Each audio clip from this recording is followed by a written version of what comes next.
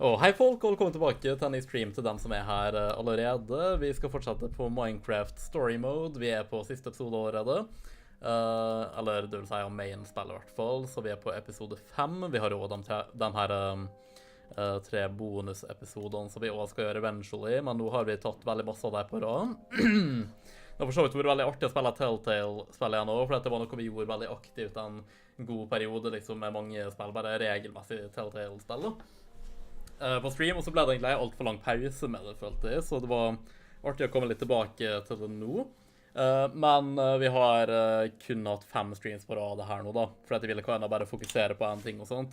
Så etter det så kommer vi til å ha litt mer fokus på Skyrim, for det er jo fordi main storyen der, for alt jeg vet kan det er mindre enn 5 streams også, liksom. Så, men de neste få streams blir vel i hvert fall Skyrim til vi er ferdig da, tenker jeg. Men jeg hopper inn i finalen her, Order Up, episode 5. Storyen avsluttet seg kind av episode 4, men i sverige at det er 5 som er liksom finalen teknisk sett da, av main-spillet. Og så har du den bonusepisoden, men det startet jo kind av ny ting. Så det, men vi hopper inn i det i hvert fall. Telltale Games Presents. Jeg startet streamen alt for sent nå, jeg beklager det, men hva kan jeg si? Jeg rakk ikke å gjøre det tidligere. In association with Mojang. Vi har fortsatt den sexy armoren vår fra forrige gang. Nice. Hvordan er lyden, folkens? Jeg håper alt er ok. Det kan være, altså, la meg se, Minecraft Story Mode. Det kan være at ting runner bedre eller verre den streamen her. Sannsynligvis bedre, fordi at jeg hadde besøk av Ruben nå, og han kom med et skjermkort og sånt som han hadde, men ikke bruker lenger, som er masse bedre enn mitt og sånt, og generelt gjorde en del improvements, liksom. Så jeg burde egentlig kunne runne spill og sånt veldig masse bedre enn jeg har gjort nå. Nå har jeg ikke endret noen settings da, så kanskje det fucker med ting at jeg liksom har for lave settings i forhold til hvor bra jeg klarer å runne eller noe, jeg vet ikke, men probably settings aside så burde ting bare runne bedre, egentlig. Kan være jeg kan skru opp settings for å få enda bedre flow. Men ting burde i hvert fall være bedre da, generelt. Yo, Femlito, velkommen til stream. Hva gjør du på? Eller hvordan har du det, rather? Ok, vi er på type mission her, ser det ut som. Hopper rett inn i det. Axel bare basically fikk ikke armor da, han bare fikk en hjelm, ser det ut som. En glasshjelm. Jeg er jo trener, men har stream på i bakgrunnen. Ja, så koselig for meg to. Håper det skal få deg litt underholdning, i hvert fall mens du jobber ut. Jeg gjev det blir liksom en podcast, så da. Men jeg håper det funker i et live-format også. Ok, Femnito sier at han chatter litt når han har pause. Den er grei. Da regner jeg med at de hører masse fra det Femnito, latemannen. Neida, ikke la meg det. Ok, jeg stabber ut han her. Nice. Alright. Jeg kunne egentlig virkelig tenkt på å recorde en short i dag også. Eller TikTok, eller hva du vil kalle det, en i review. La meg se. Let's get some treasure. Ja, fordi at de har jobbet på å skrive ferdig en review av Ahsoka sesong 1. Jeg vil kunne få den ut nå, mens det fortsatt er litt relevant. Jeg tenkte, eller jeg lager også sånne det er jo Twitter-reviews og alt det der da, ikke sant? Det er langt. Men av nye ting som liksom har kommet ut nylig som jeg har sett, og som er relevant og sånn, så prøver jeg å lage en liten videosnutt av det da, som er åpenbart veldig kortet ned og sånt. Så jeg kunne tenkt meg å bare skrive ferdig, og recorda og redigert og sånt i dag. Eller, ja, i hvert fall recorda det da, så jeg kan redigere det, fordi det går egentlig veldig fort. Og legge det ut innen noen få dager på TikTok og I guess Instagram Reels. Det blir som regel bittelitt for langt for shorts, fordi der må det være under 60 sekunder. Christian Canoletta, welcome to the stream. He says, guess who? It's me. Yeah, I figured. Welcome to the stream, Christian. Ok. I guess vi bare explorer litt. Vi har kun et diamond-sverd i inventoriet. Petrar og armor, nice. Men er ikke den chanta vi hadde, sant? I guess det kanskje bare ble brukt til purpose av å ødelegge command-blokken. Takk til Petra. Who's Petra? Ikke begynne igjen. Jeg mener, hun fikk hukommelsen tilbake, så det hadde vært rart om han bare forsvant igjen, bare fordi liksom.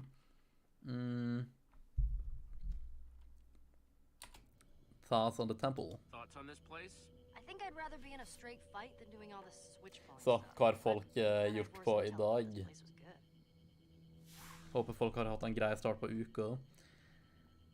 How'd Ivor know about this Do you place? think Ivor knew about this place? Who knows? That guy's read like 1,000,000 books and traveled all over the world. You'd probably start to learn a thing or two about a thing or two. Probably. How are you feeling lately? So, how are you feeling lately? Memory's all back, as far as I Ah, can tell. nice. Now Awesome I'm just trying to sauce. get used to having teammates and people Right. who worry about me. That's pretty new for me. It's Den loner boner. Okay, I'm gonna keep trying to solve this. Kult. Christian asks, you are using the Jesse with the black shirt, right? Yeah, I am. Yeah. The Jesse with the dark shirt and I believe the green pants and stuff. Just have my armor in front of it. Okay, I just forgot. That's fine, Christian, even though you'd think that you'd remember since you watched like 4 whole streams before this. But yeah, it's fine. Yes, I'm wearing the black shirt and stuff. I think it looks way drippier than the default skin. The third variant is a little too black to look like me. And I kind of like to select characters in game that kind of resemble me in some sense when I play games. Just think that's kind of cool. You know, to put myself, I guess, in the shoes of the character, if that makes any sense. Talk to Hey, Olivia. Yeah? Har vært på jobb og spilt Spider-Man 2, så er finito. Spider-Man 2. Vent da, jeg skal si litt om det. Jeg må bare snakke ferdig med Olivia her. How's treasure hunting treating you? So, have you been having a good time hunting for treasure? If you had asked me a couple of months ago, I would never have thought I would like all this adventuring and treasure hunting stuff. But this has actually been a really good time. Very cool. And I've been getting lots of great stuff to build with. Du da, Spefinito. Jeg skal fortelle om noen straks også. Hoping for any special loot. So, what kind of treasure do you hope we find in here? Well, I've been working on a build that could use another couple dispensers, but some cocoa beans would be cool too. Any ideas about the levers? Any ideas for how to fix this? Well, these channels of lava are blocked in strategic locations by those sticky pistons. Interesting. Unlock them, and I'm guessing something cool will happen. Probably. Jeg husker så jævla lite av episode 5 til be honest. What's up? Hva har jeg Okay, I'm gonna figure this out. Never doubted you for a minute. gjort? Hva med Petra om vi prøver å snakke med henne igjen? Prøvde vi det? hey. Okay, I'm Hey, yo. gonna keep trying to solve this. Ja, så Spider-Man 2, ja. Jeg har også spilt det en god del finito. Eller ikke en god del, jeg har egentlig kind of nettopp begynt, men jeg har i hvert fall kommet litt inn i spillet. Gjort ferdig introen og en del oppdrag, og allerede fått en del skins og sånt, og jeg driver og gjør sidequests og sånne ting allerede med å ta bilder av ting og alt mulig. Koser meg veldig masse med det. Det er dritartig gameplay, og det virker som et veldig lovende spill. Kult at du også spiller det allerede. Jeg føler at du ofte bruker å være litt late to the party når det kommer nye spill du er hyped for. Du er sånn, jeg kan ikke se på stream og det er for at jeg skal spille det, men jeg skal vente sånn 4 måneder og spille det først. You know, typisk. Jeg vet ikke om du har kommet langt eller ikke, Feminito. Og så skal jeg svare på Christian sin kommentar før jeg sier hva jeg har gjort i dag. Christian says, I think Olivia's armor is cooler than Elgar's armor. Yeah, I agree. I like that it's more, I guess, bright and red. It's more of a stronger color. It's cool. And also combined with some black as well. Yeah, it's cool. Don't get me wrong, Elgar's armor was pretty cool as well. That's the reason why I picked that one to borrow over Magnus's armor. But still, I do prefer Olivia's armor. And I suppose Petra's armor is pretty cool as well. It's so fucking royal. With like a crown and everything. It's cool. Alright, let me try to pull some levers. Levers, if I can speak properly. Yo, Streamlabs-boten har byttet profilbilde, what the fuck. Det var litt sexy egentlig. Er det bare med alle sitter litt langt nede? I don't know, bro. Nei, i dag, Femnice og alle andre som eventuelt lurer, like gjerne streamen, by the way, så har jeg vært på jobb. På søndag så la jeg med alt, eller jeg sov alt for lenge ut på dagen på søndag, fordi at jeg er oppe sent når det er helg, og derfor så la jeg med, of course, og masse senere på kvelden på søndagene jeg burde gjøre. Noe som ofte gjør meg trøtt i starten av uka, og det suger litt. Men, og ja, jeg fucka opp alle de tingene denne uka her også, som vanlig, men det gikk faktisk overraskende bra i dag. Jeg var masse mindre trøtt enn jeg burde være, så det har gått fint. Jeg sov ikke etter jobb eller noe. Jeg var litt treg med å ligge litt i senga og sånt etter jobb da. Use lever, men jeg sovna ikke. Det gikk fint liksom. Så jeg lagde litt taco etter jobb. Jeg har sett litt på Loki i sesong 2. Har drivet folk og ser på det. Jeg likte sesong 1 veldig godt. Jeg synes fortsatt det er den beste Disney Plus Marvel, eller MCU-serien. Så sesong 2 er veldig lovende, I guess. Jeg hadde vært mer hyped om den kom tidligere, fordi at nå har vi fått litt sånn dårlig smak i munnen alle sammen av MCU den siste tiden, men jeg synes de første 2 episodene var på samme nivå som sesong 1-ish, vil jeg si. Episode 3 av sesong 2 har vært litt sånn, kan det være ok? Det føles litt ut som Legends of Tomorrow, som er en CW-serie, så det er ikke så bra. Men vi får se hvordan det går, vi får se. Link til podcasten, post av Streamlabs, thank you, sjekk gjerne ut den. Må få tatt opp noe litt der snart. Neste blir gjesteepisode I hvert fall. Christian says, maybe just because it's different. Well, I mean, I guess you can say that about everything, though. Femdito sier, ja, det nytt, jeg jobber ikke. Ja, det nytt jeg jobber, går ikke I skole. Og I guess det gir du mer tid til å game, det det du var nå, eller? Ok, yes, vi får dra I den, det var kun den vi ikke har dratt I. Hvis det et puzzle, og det ikke var så lett som det her, ja. Nei, men da vi screwed, fordi at jeg suger på puzzles. Jeg får ikke til puzzles på sånne jævla Lego-spill som laget for litterære 9-åringer. Jeg må søke opp det på YouTube av og til. Så puzzles på vanlige spill laget for voksne, eller I hvert fall ikke voksne. Nei, jeg suger på det går ikke bra. La oss snakke med Axel. Talk to Axel. What do you think we'll find here? So, what kind of loot you think we're gonna find in here? Oh man, well, I want to make a room with an emerald floor, right? Who doesn't? Høres relativt Four emeralds sexy ut. away, so getting some emeralds would be pretty sweet. Thoughts on the Axel, what do you situation? think of the situation? I don't know about the situation. I kind of do more blowing stuff up. Jeg bare føler for å Need someone to gi do stuff anførselstegn like that. når det står Totally your guy. I teksten. Jeg gjør det på hans vegne. Litt derpy å bare si ut av det blå, men heck, det er wholesome. I really love our adventures. Man, we have the best adventures, don't we? Yeah. Man, we have the pretty best sweet. adventures, do we? I was worried I wouldn't be cool enough or smart enough or whatever Riktig. enough to be in the Order of the Stone. Thanks for always believing in me, buddy. Vel, jeg kan ha hatt han I starten av spillet, men han har jo blitt bedre, så vet du hva? Sounds good. Det kan jeg appreciate. Vi elsker personal growth, det gjør vi. Yo, Okay, I'm gonna keep working on this. sounds good, dude.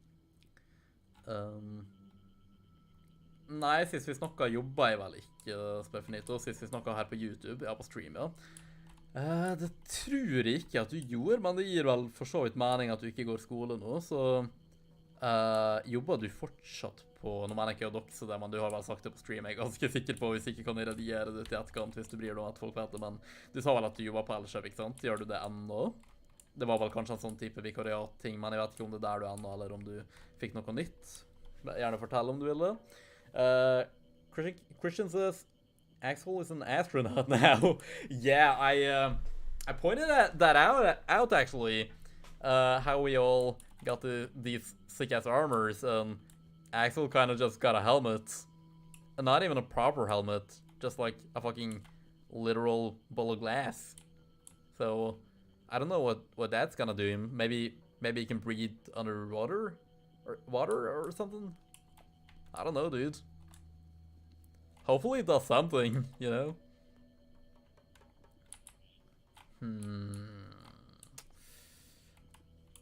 I mean, hva om vi gjør sånn da? Vi var utplassert via skolen på Power. Ja, ok, Power, ikke Elkjøp, sorry. Skulle si. Det er relativt likt, men ikke helt likt. Ruben gjorde meg painfully aware om det når han var her. At det var noen veldig vesentlige forskjeller med Power og Elkjøp. Hva faen skal jeg gjøre? Ok, den gikk. Cool.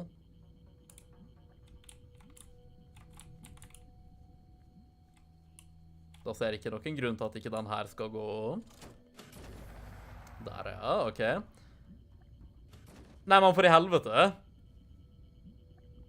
OK. Om vi gjør sånn da, kommer laven tilbake. Well, that does me no good. I guess not, men hva om vi gjør sånn, og så tar vi den siste, og så den i midten? Burde det funke? Skulle det bli selger, vil du fortsatt bli det feminito? Salget er faen meg ganske draining for meg, altså, men det virker som at dem som passer til det og liker det veldig godt, da. Jeg jobber jo med mange som er selgere også. Christian says they are practically the counterparties of the old order. Do you think Jesse he's the counterpart of Soren or Ivor? I actually tend to think that Jesse is the counterpart of Gabriel, if anything. That was my original thought anyway.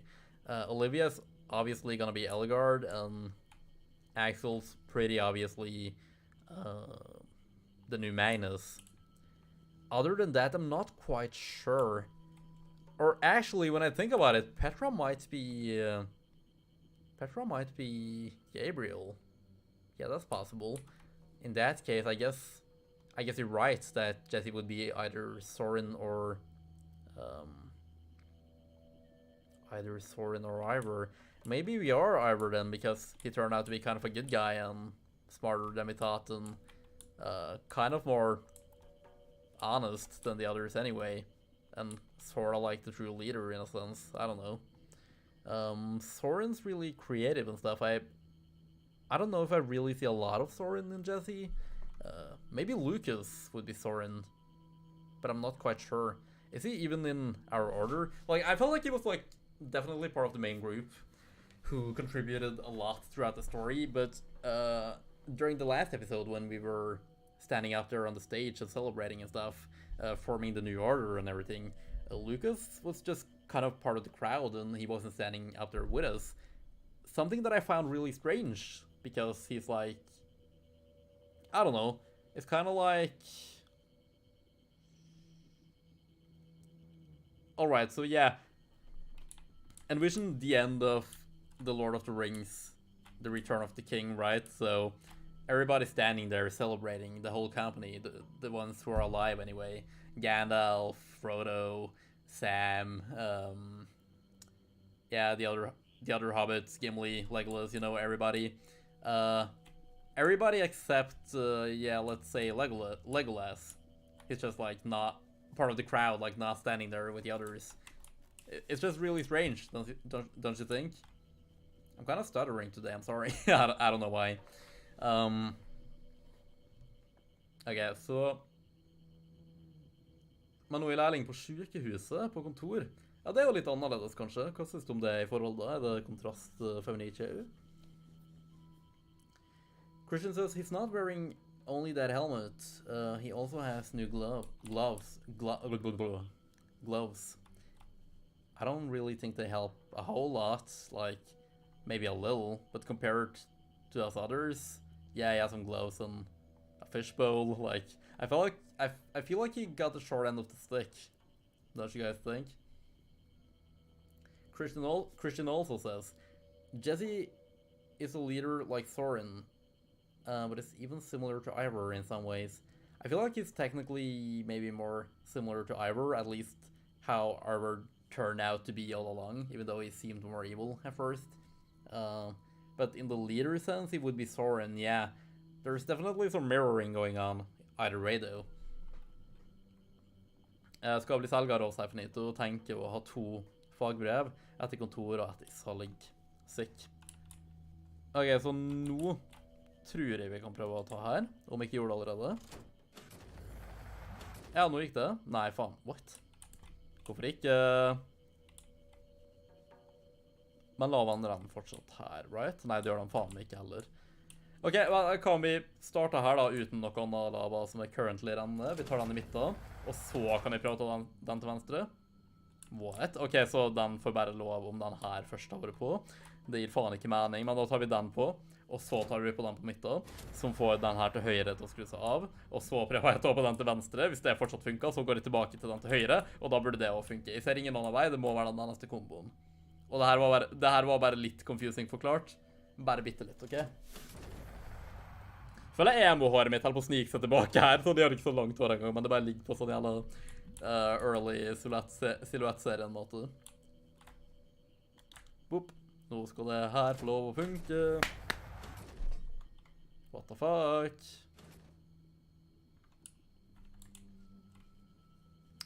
Ok. Da ser jeg bare en eller annen kombo her. Fordi det her funker hvis... hvis det er den første, så funker det. Komme nå går hele veien rundt til den til venstre. Den pekte bort hit, men jeg tror de lyver, fordi jeg prøvde det i sted.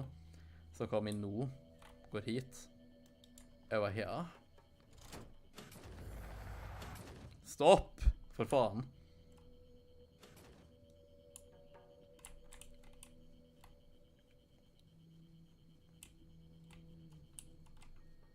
Veldig, veldig rart.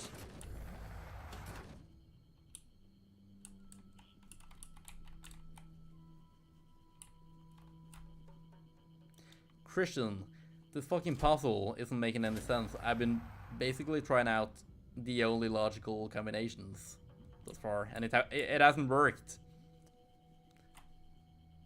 Ok, det ser ut som at spillet vil at jeg skal gjøre det her, men... Ja, kult, da funker det, men da funker ikke det. Så... What to do?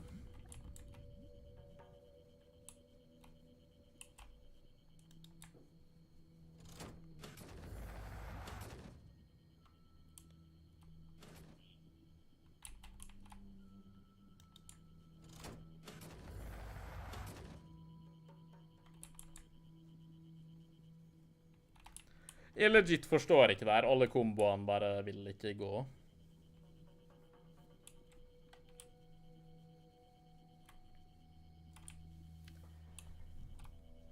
Ja, veldig forskjell. Kontor er chill, men jeg er veldig praktisk anlagt, så merker at det er vanskelig å sitte stille så masse, men liker meg det godt. Og så skrev du noe med delta, men jeg tror jeg skjønner. Kanskje vanskelig å delta, på grunn av at du sitter... Nei, jeg vet ikke. Jeg liker kollegaene mine veldig godt. Det er i hvert fall veldig bra da. Det gjør stor forskjell. Samme her, egentlig. For meg så liker jeg definitivt bedre stabil kontorjobb, to be honest. Men jeg guess i hvert fall teoretisk sett kan skjønne at folk foretrekker det andre. Christian says, Jesse's team is one of those teams where someone do some things that technically makes him/her the leader, but if then that person says that he's/she's the leader, the others kind of are not gonna like that. I think I get what you're saying. Middle, right, left, I guess. Okay, so I'm gonna take it that you don't know, but you think that's logical, so sure, let's try. We might have tried that already, but I'll give it a shot by all means. Thank you. So middle first. All right. Well, middle doesn't seem to work if I haven't pressed any of the others. But yeah, I clicked middle, and then we're gonna click right, which is here. That did work. But instead of clicking middle again, I'll go and click left just to test out your hypothesis.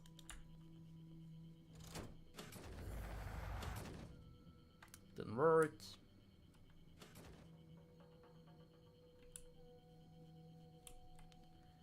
Yeah, I feel like I've tried all the combinations. This isn't logical at all. Hey.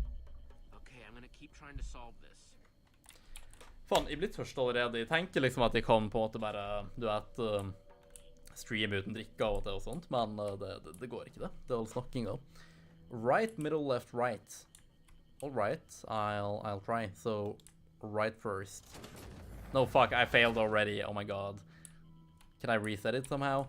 Okay, let me just try here. So, we're gonna go right.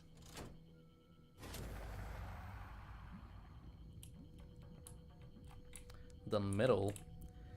Also, Christian, I was saying that I don't remember hardly anything from this episode, so I don't really know what to expect. The main story kind of ended in the previous one. Okay, so that was right, middle, then left, according to you. And then right again, I suppose. You always think it's gonna work for just a fucking second, but then it doesn't. Middle again. Doesn't seem to work though. I never remember the solution of this puzzle, but I always figured out the answer. Would you mind looking it up? Hadde dere hatt noen måte å søke det opp, så ikke jeg trenger å gjøre det midstream? Jeg skal gå og sjekke om jeg har mer å drikke. Litt usikker, men fordi jeg kan ikke ta energidrikk nå. Det er så sent. Men jeg har 2 sek.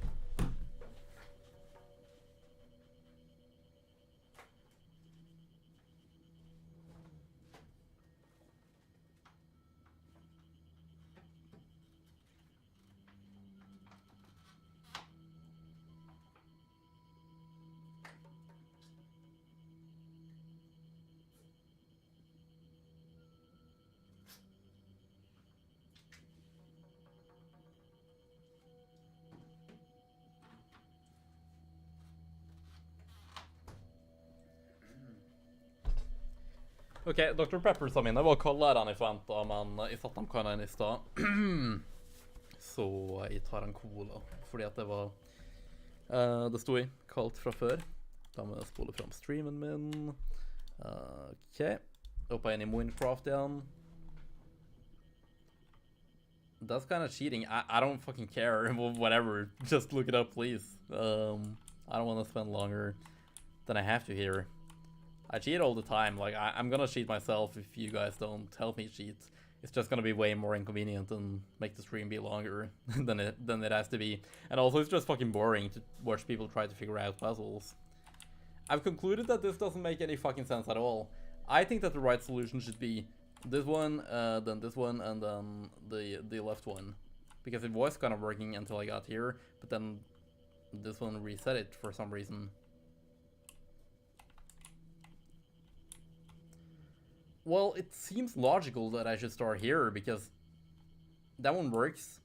This one doesn't work if this one isn't already running down. The problem is that when I click something else, then something else after this one turns off. Or maybe it's that one. I don't know. Well, maybe I have to click that one again. I'm gonna try your combination, Christian.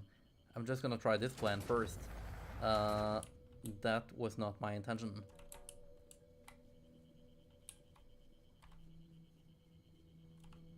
I'm gonna try this.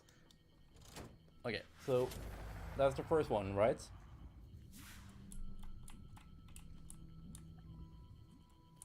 This one should work after the right one. So, no, that actually disables it. What the hell?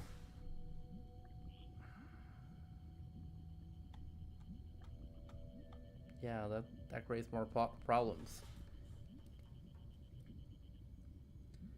So Christian suggests right, middle, left, middle, right, left. I guess I can try just because.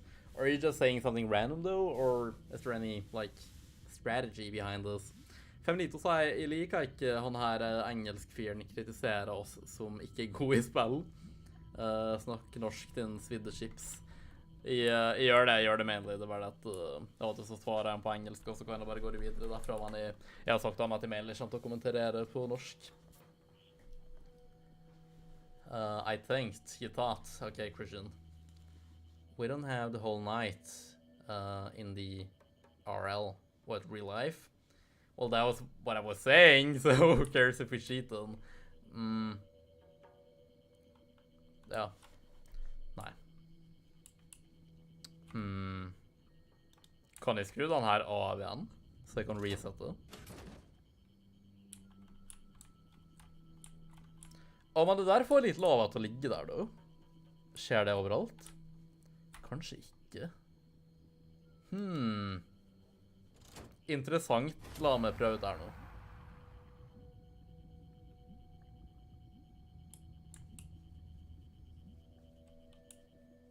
Men lovene er der ennå.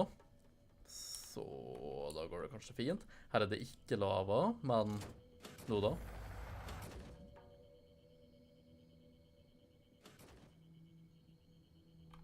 Bare lavaen forsvinner, hva er opp med det? What the fuck? Jeg tenker om jeg gjør det igjen da. Vel, vi har ikke fått den her til å åpne seg det hele jævla tatt, ikke han er neste gang.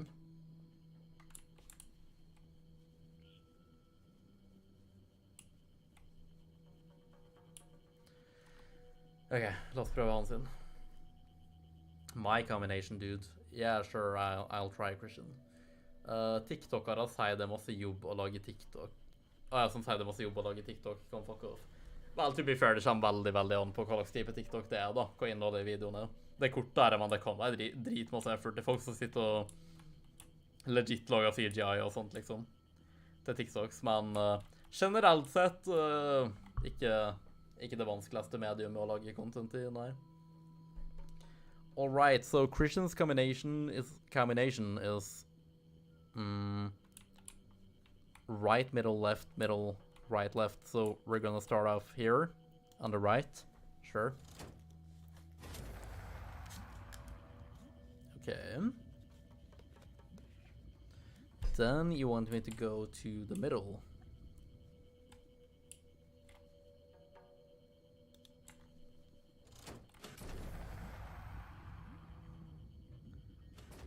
That turns this one off. But I don't really think the...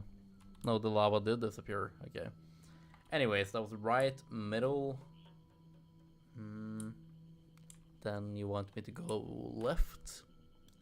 Right, middle, left. Then you want me to return to the middle. No. Right, middle, left. Yeah, then you want me to go back to the middle for some reason. We're gonna do that. Then back to the right again.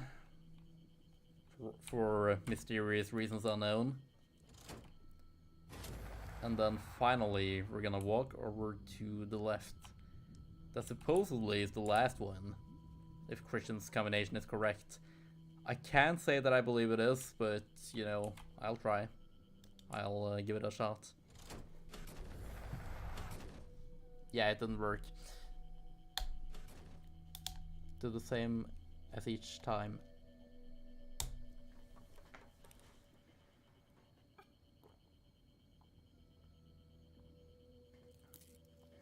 What the fuck, det var litt lite fytt i den colaen der. Den var jo nyåpnet.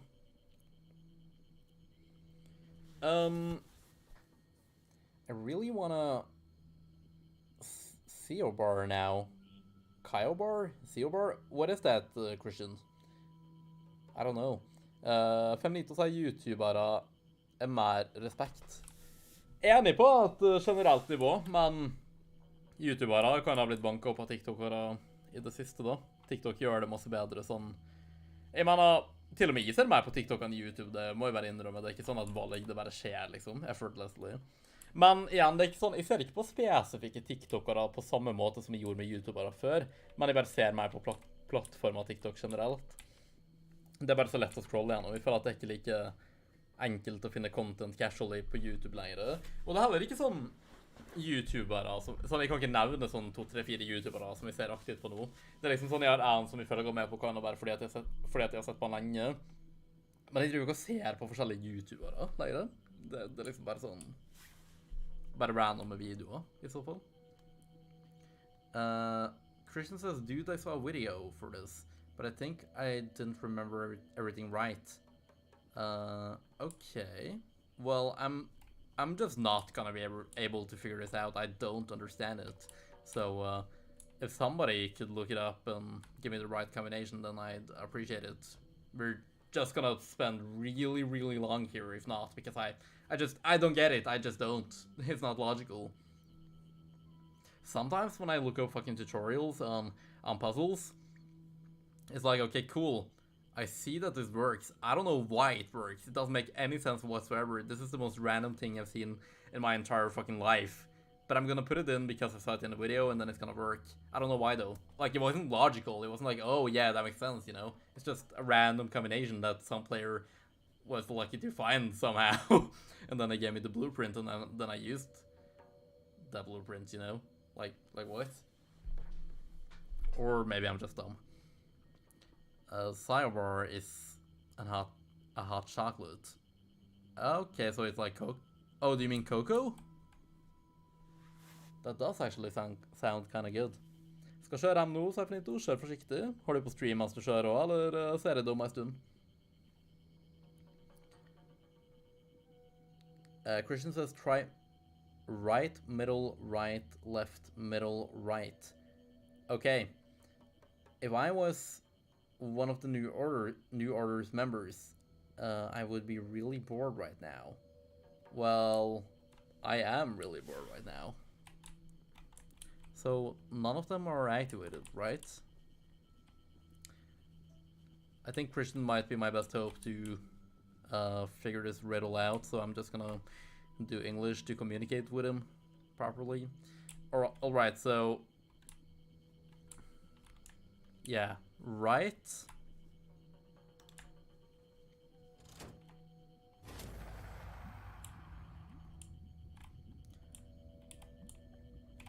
Then middle.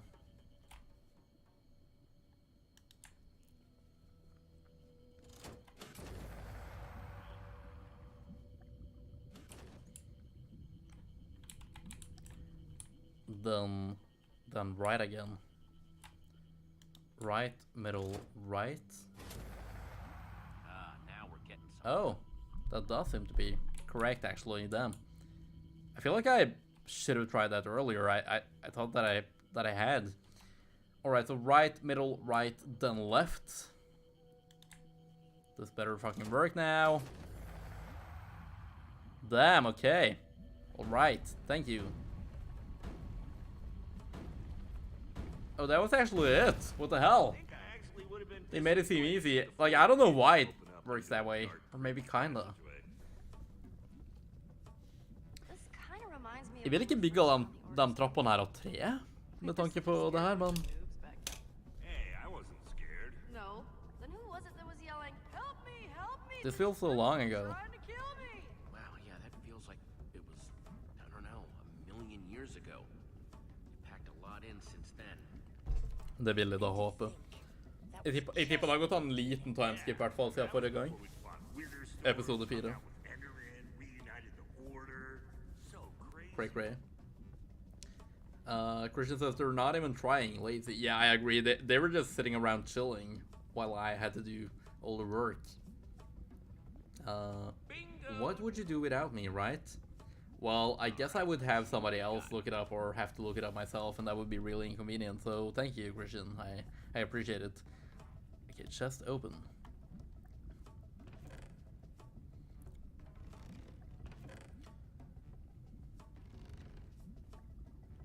Hey, it's a cake. Okay. Oh man, you got cake? It's just, I really love cake. My mouth is practically watering just It's looking all at it. yours, Hey, Axeman. if you want it, it's all you. Whatever. Oh man, oh man, oh man. Gjør ikke med noe å gi dem vekk, og som regel når du gjør folk tjenester i sånne spill, så er det en bra ting. Da hjelper dem det late, selv om det spillet er ikke like komplekst som The Walking Dead akkurat, men still. Style. What the hell? What the hell? What did you find? What are you guys talking about? Whoa. Talking about. That's super cool. I've never seen flint and steel like that before. Is that an enchantment? That glow. Is it some sort of enchantment? I don't know. I've seen people put an I unbreakable always enchantment on wonder flint and steel before. how much time That's passed not between unbreakable. episodes We 4, could give it a shot and find out. Okay. before the episode Steel 4 ending figures and then. episode 5. Yeah, I was wondering the same thing. I don't know if I said it in English or Norwegian, but I kind of just said that. Well, I'm only gonna assume that definitely never sometime seen flint and steel do of that. significance has passed, but I don't know why. Or I mean, like, I don't know how long. That's what I was saying. Maybe like a few months? Looks like some monsters have a death wish. Weeks at least, I would say. Ask me, it seems like a good time for a secret handshake. Yeah, so let's use the redstone wrap. Obviously. Let's do the warrior whip, Warrior because it whip, sounds cool. obviously. Warrior whip. I'm kind of done with the grief for grab thing. Make it good. Trust That actually is cool. Okay. You guys, Nice. that was amazing. Enig, enig. Wasn't bad. Den plassen her var litt kul, egentlig. Egentlig, når jeg tenker på Minecraft Story Mode, er en perfekt blueprint til å lage en adventure map i vanlig Minecraft. Jeg lurer på om dere har gjort det allerede, laget en adventure map i vanlig Minecraft av storyen til Minecraft Story Mode. Jeg mener, jeg starter her å bare spille faktisk i Minecraft Story Mode, men jeg mener, det er bare basically å bygge de tingene som er i det spillet her, for the most part. Noen ting er sånn, det går ikke an, men I guess du kan få... Vel, nå kan du til og med customize armor, så du kan sikkert lage cirka de armorsa her. Hvis ikke kunne du bare die lær armor eller noe, for å liksom resemble det. Du får åpenbart ikke laget en ekte Wither Storm, og sånt, men du kunne bygge den fysisk og sånt i de områdene der den liksom er, da. Og sånne ting. Skrevet dialog, enten med sånne hardcore redstone shit for å få opp tekst og sånt i chatten, eller bare the old-fashioned way med å skrive det i... Det finnes sånne bøker i kiste og sånt, der det bare står dialog og sånt da, som jeg ville gjort med mine adventure maps. Jeg kan ikke bli bothered om jeg skal lage flere adventure maps i fremtiden, sånn som jeg gjorde før. Med å lære meg sånn hardcore Minecraft Reddit shit. Nei, ikke Reddit, men Redstone shit. Sånn som i Herobrine's Mansion og sånt. Der det liksom kommer opp dialog i chatten og sånt. Det er bare... Nei, det virker superduper komplisert. Jeg prøvde å liksom rive det opp og se sånn under byggverket og sånt, på sånne adventure maps. Ja, faen ikke feil da. Å nei. Ja, for å bare se konstruksjonen av redstone og sånn, og det er mega komplisert. Ja, jeg var too late, faktisk. Jeg var for sen. Fuck. Ok, let's go. Ja, der da. Det er vel sånn litt høyere opp av meg, føler jeg. Cave spiders. Why did it have to be Ja, cave det. spiders? Ja, de er jo poisoni også. Jeg begynner faktisk å merke trøttheten litt nå, da. Jeg føler sånn jeg har lyst til å være force ut og ta opp Ahsoka-tingen og skrive det ferdig og sånt før jeg legger meg, og i tillegg rydde litt i morgen, men det blir liksom sånn bare kan ha fått det til å funke sånn uansett hvor sent det blir, men jeg vet ikke om vi har det i meg, vi får faen meg se. We gotta move. Vi får fanden med se. Kanskje jeg kan recorde det rett etter jobb i morgen, men det er litt spørs. This is becoming like my lucky sword. Oh no! Ja, fuck.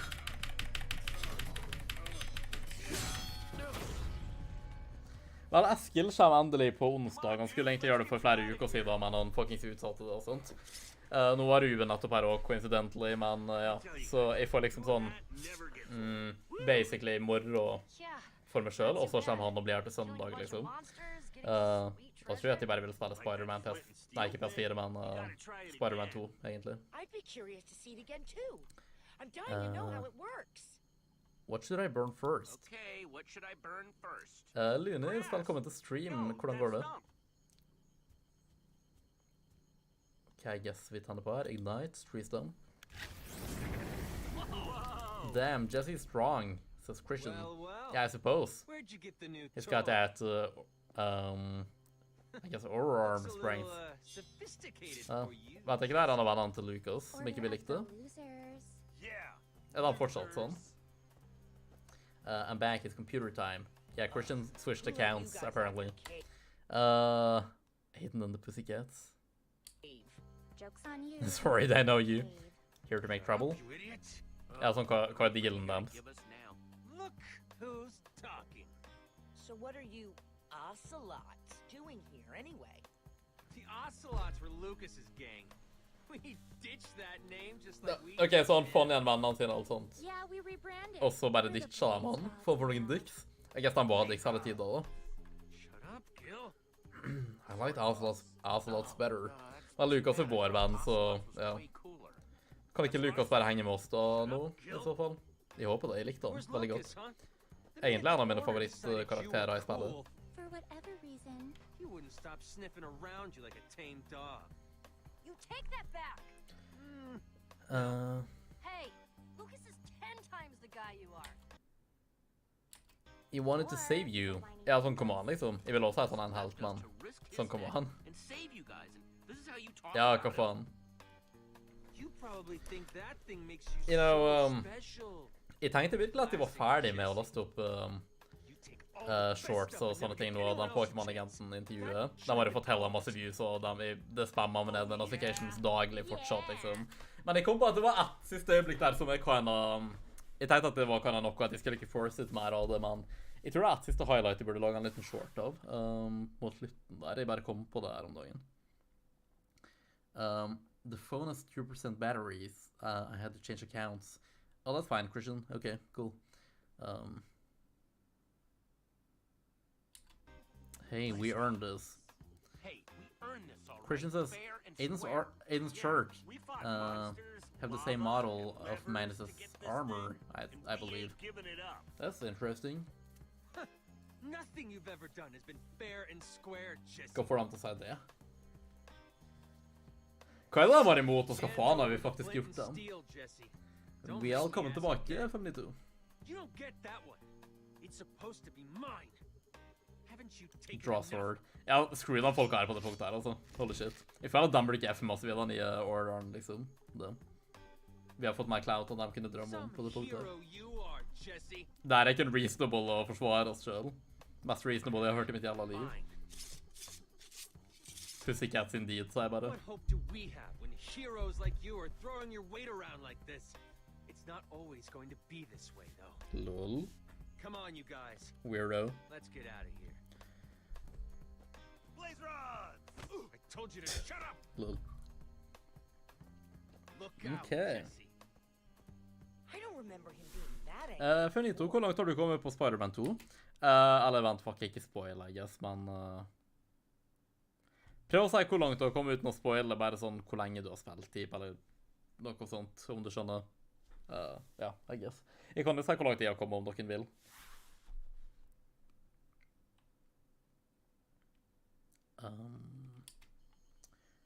They scared Wow, pretty they scared easy. didn't they? De later som at de var badass og Easy enough sånt. for my taste. We should be careful. Hmm. He seems different. Har 17% på Scarier. spillet. Jeg tror kanskje i hvert fall 10 eller noe, men kanskje mer. Men jeg føler at jeg kanskje har mer fordi at jeg gjorde liksom alt av sånne sideting med en gang det poppet opp da. Så jeg vet ikke. Vanskelig å si. Told us about this temple. He I'll might know ask something. Ira about it. Hva sender Ira oss ut på Ivor oppdrag can eller tell us noe? more about it. Virker som at vi samarbeider med han i hvert fall. Det er cool. Vel, kanskje Ira kan en del av en nye order også? Og i så fall så er Ira bare Ira, og da er vi Soren i så fall, eller Jesse er Soren. I don't know. Bum, bum, bum. Finally starting to Bum, bum, bum, recognize bum. stuff again. Feels good to almost I guess de be måtte home. rebuild the Cheers to bien, that. main bien, fordi I at just can't Winther shake what Armeen Aiden was saying fucka han about opp. something. We do get a lot of treasure. And I guess sometimes Jeg we liker might armoren throw jeg tok. away Jeg føler at our- han skilles ut What? blant de andre. No. Aiden's got a bad case of treasure envy, pure and simple. I don't know. It's not our fault, we're Not awesome. Our fault we're so awesome. I guess so. Jeg liker å svare. Jeg så ikke de andre alternativene en gang, jeg bare gjepte der og det. Femlito sier jeg har ikke vært borti, eller norti, en boss Well, enda no matter etter what den i Aiden starten. thinks, there's one thing I know. Jeg tror ikke jeg har det heller. They think we're awesome. They're back! You guys are back! Unntatt det ene oppdraget med båtene og sånn, om du skjønner hva jeg mener, ganske tidlig i spillet. Femlito, men I guess det ikke var en bossfight akkurat. Det var egentlig bare mer fiender. I guess. Men ja, det var vel basically det siste som skjedde med den båtingen om, nå vil jeg ikke spoile her, men jeg tror du har gjort det allerede. Ellers har jeg bare gått rundt og samlet sånne sandman-krystaller, tatt bilder og sånt. Jeg tror jeg har tatt alle krystallene som har kommet opp i hvert fall. Det er litt forskjellig da. Det er ikke, nei, det er ikke boss akkurat, men det var en kul sekvens da. We have returned. Good to be back. We've been on this wild, epic adventure full of monsters, hidden temples, treasure. I can't take it anymore. Hell yeah.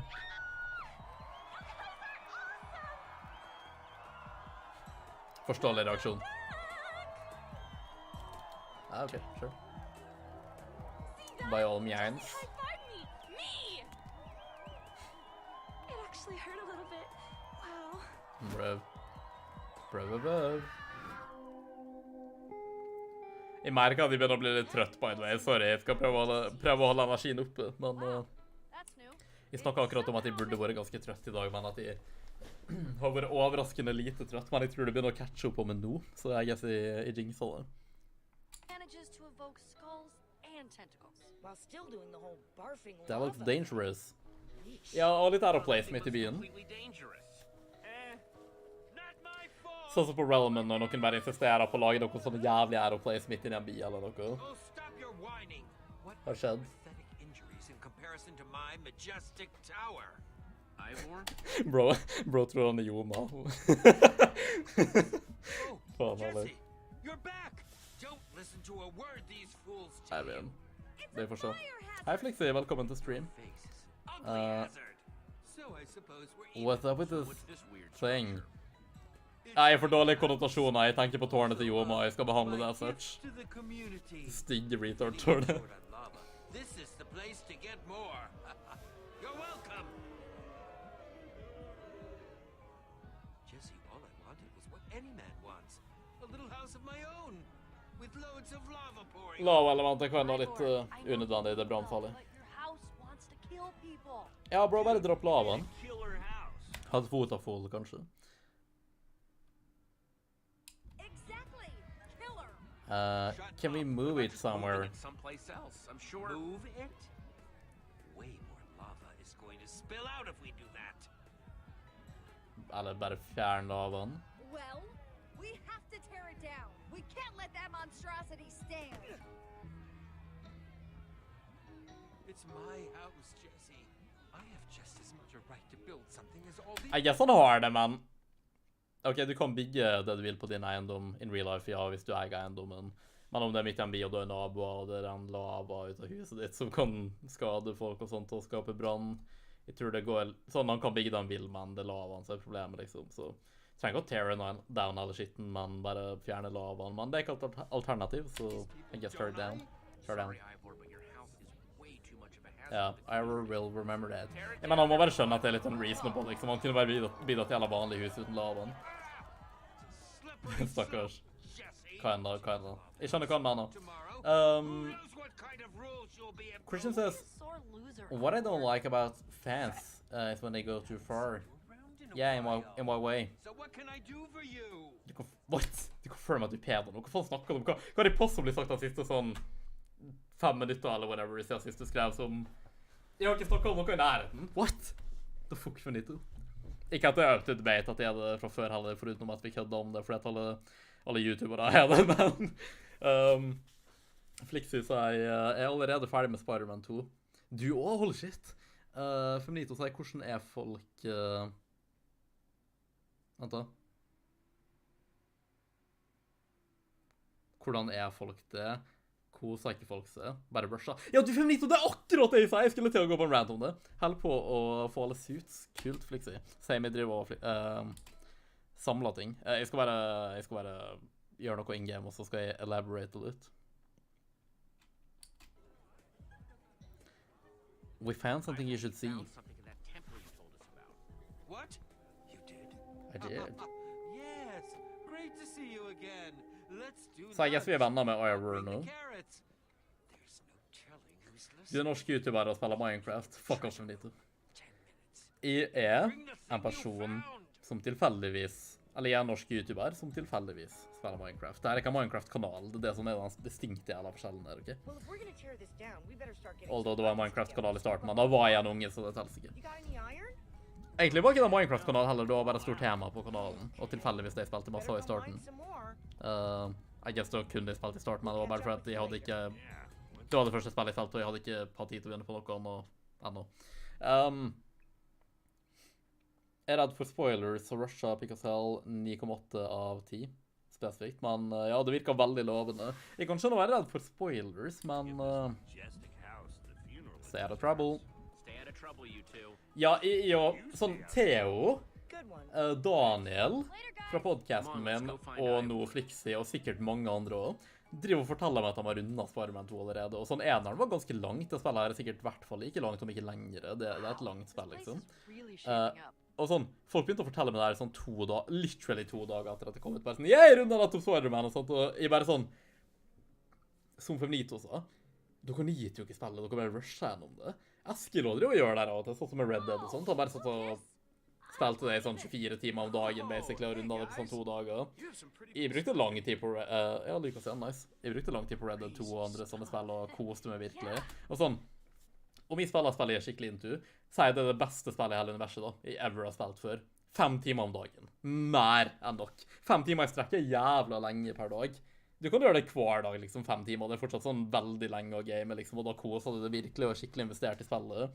Men folk som er det sånn, jeg var hyped for det spillet her, hyped som søren i sånn 2 år. La meg runde det på 2 dager, ikke gjøre noen ting, nesten ikke spise, liksom, bare sitte og spille hele jævla dagen og null liv, liksom. Det er sånn, jeg frowner på det, sorry, men det er litt trist, folkens, det er det. Altså, det er litt trist først og fremst fordi dere har ikke liv, og for det andre, det er ikke artig, liksom. Sånn, det er ikke artig, det er ikke enjoyable. Og bare waste tida og rushe gjennom spillet og bli ferdig med det så fort. Sånn, nyte. Ta dere tid til å nyte det, liksom. Dere har vært hyped for det lenge. Jeg forstår ikke det.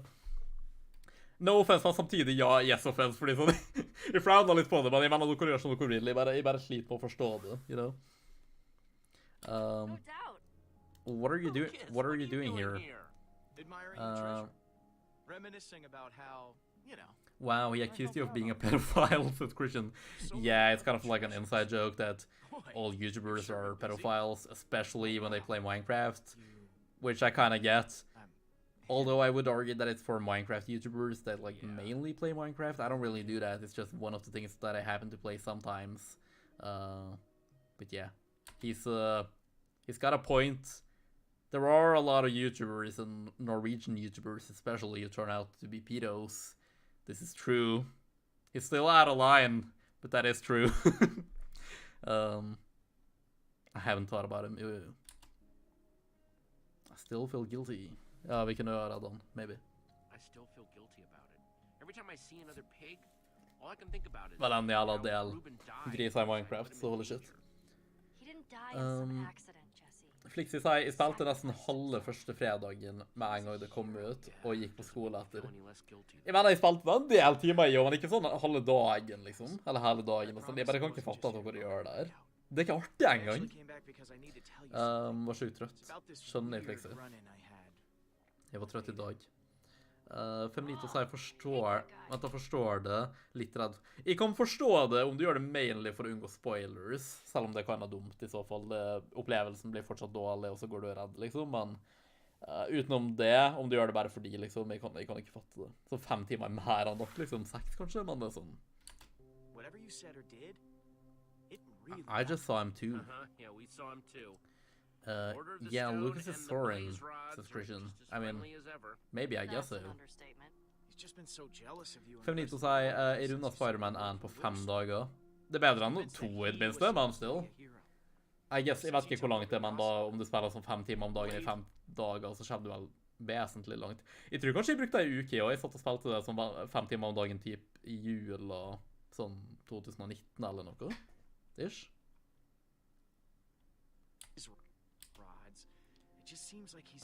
Why is he jealous? Eller random, egentlig. Jealous? Why? Flixi sier Feminito, jepp. Er du litt fan, så kan du bli spoilet. Jeg føler at jeg vil ikke bli spoilet, men om jeg kommer over det, så går det kan å være bra. Jeg bare klikker det vekk, og så er jeg sånn, ok, liksom, jeg kommer til å enjoye spillet uansett.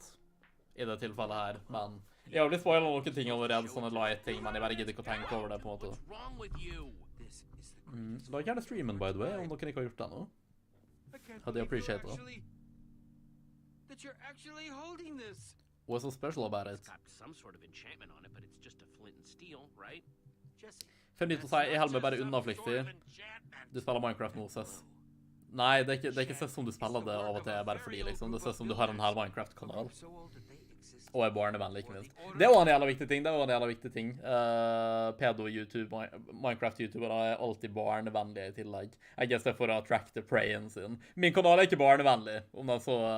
Jeg forstår at norsk kombinert med YouTuber, kombinert med at jeg tilfeldigvis spiller Minecraft, although det ikke er kun det vi gjør.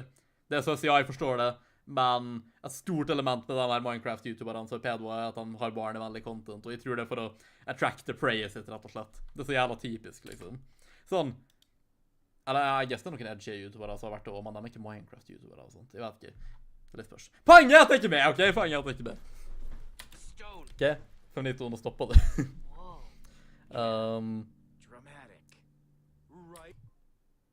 Wow, before the order. I didn't know there was a time before the Order of the Stone. Jeg tenkte ikke at han bare var den første på serveren, eller I haven't even hva enn du vil gotten to the kalle det. best part. You see, if Fortell, these fortell. builders truly existed, and if you found their temple, Hva det liksom de that means we're one originale step closer to byggerne? finding the Eversource. I write down What a ting. beautiful sight. Looks like you came back just in time. Is that a made-up name? Det høres sånn Make ut. that up. No, I found books. I Mysterious will remember tomes that. Referencing it on my travels. Mysterious tomes, huh? The Eversource is said to be an object of incredible power, possessed by the old builders. Det er noe jævla Some sort komisk of med måten treasure or artifact Ivor snakker så capable of unødvendig endless supply of passionately på. precious materials. Think about it, Jesse. That temple must have been its hiding place. Wow. Old builders? You learn something new every day. I'm still just trying to wrap my head. How are you sure it's there? Okay, so this flint and steel might have this. Vent litt, la meg bare lese chatten litt der. Flixi sier enjoyer det fortsatte, og selv om du rusher gjennom spillet, og så sier han om man kan bare replaye og enjoye mer der. Vel, jeg synes det er litt tungt å replaye sånne ting rett etterpå, men ja, spørs. Jeg skal bare ta tiden min og nyte det og bli spoilet, så er ikke det min skyld, men jeg skal bare liksom ikke ha fokus på det. Jeg kan ha blitt spoilet noen få ting, men jeg bare er sånn, nei, jeg klikker det vekk, og det er ikke så big deal for meg, merker jeg med akkurat det her. Jeg bare har ikke fokus på det, Feminito sier, og Miles brukte 3 dager på maybe 4, men det var kortere. Ja, Miles Morales, ja. Ja, jeg streamet det jo, jeg spilte ikke det på egen hånd, så jeg husker ikke hvor mange streams det var, men det var jo et relativt kort spill, men jeg gjør jo alle sånne sideting og sånt også da, of course. La meg se. Flixi sier de må lage like bra Spider-Man-ting, men i tegneserier. De currente tegneseriene er forferdelige. Jeg leser ikke noe av det som er nytt, egentlig, så det vil ikke vise noe om, men jeg vil si at den taken Insomniac har på Spider-Man er veldig, veldig bra. Kanskje noe de burde lære av. Streamlabs hvorfor, spør Flixi. Ga Discord-inviten, eller hva? Dere kommuniserer med botten der. Finito sier, og du er norsk. I know, men Finito, nå stopper du. Voldelige Ole er maybe pedo, og han var ikke barnevennlig. Hva får du til å si at han er pedo da, i så fall? Som han ikke er så vidt I vet. Although det var noen rykter på et punkt, men jeg snakket med han om det, jeg tror ikke den stemmer. Prøver å fokusere på spillet og chatten samtidig her. Does seem like a pretty good bet. Old builders, Eversources, ancient mysteries. Christian says, Ivor became funny. Now that the Witherstorm arc is finished, he's showing his real self. Wait. Well, it kind of started showing in the last episode as well, the previous one. I kind of noticed all along that he's like, actually a really funny dude, like, even if he was evil, like, the way he talks is just so fucking passionate about everything. I love it. I appreciate it. Ivor is my fucking spirit animal, to be honest. 590 sier I og Theo har laget våpenfred fordi vi begge har nytt mobbeoffer. Og jeg har fortalt 590. Det hørtes spennende ut. Theo og 590 har fred, what? Basically hadde det skjedd før. He makes me laugh, ja det var awesome. Ivor er basically bare sånn den beste karakteren egentlig. Vi har gitt han for lite credit. Ja, det skal du faen meg få lov til å gjette på. Ser du, han bare er så passionate. Jeg elsker det. My man. Min mann Ivor. Look at this architecture. So old. So exquisite. Feminito says in English, Christian Canaletta, it's not a joke. He is pedo. When I was 15, he had sex with me. Yeah, because I had met you when I was, or when you were 15. Sure. It's not like I met you for the first time under a year ago when you were like, what, 20? And I was like 21. He's only a year younger than me, by the way, and also we did not have sex or anything. Feminito, stop making fucking rumors and propaganda about me. It's the stereotype that Norwegian YouTubers, and especially Norwegian Minecraft YouTubers, and I suppose Minecraft YouTubers in general, are pedos. And I get that, but that's not me, okay?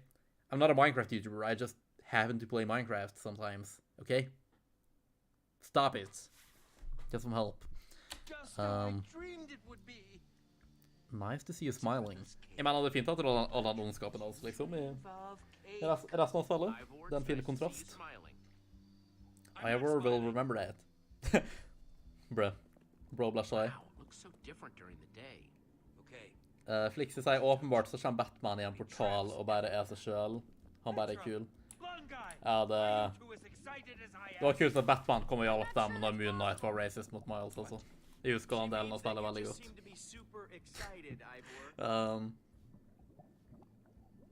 Han hadde sex med en 19-åring, og han...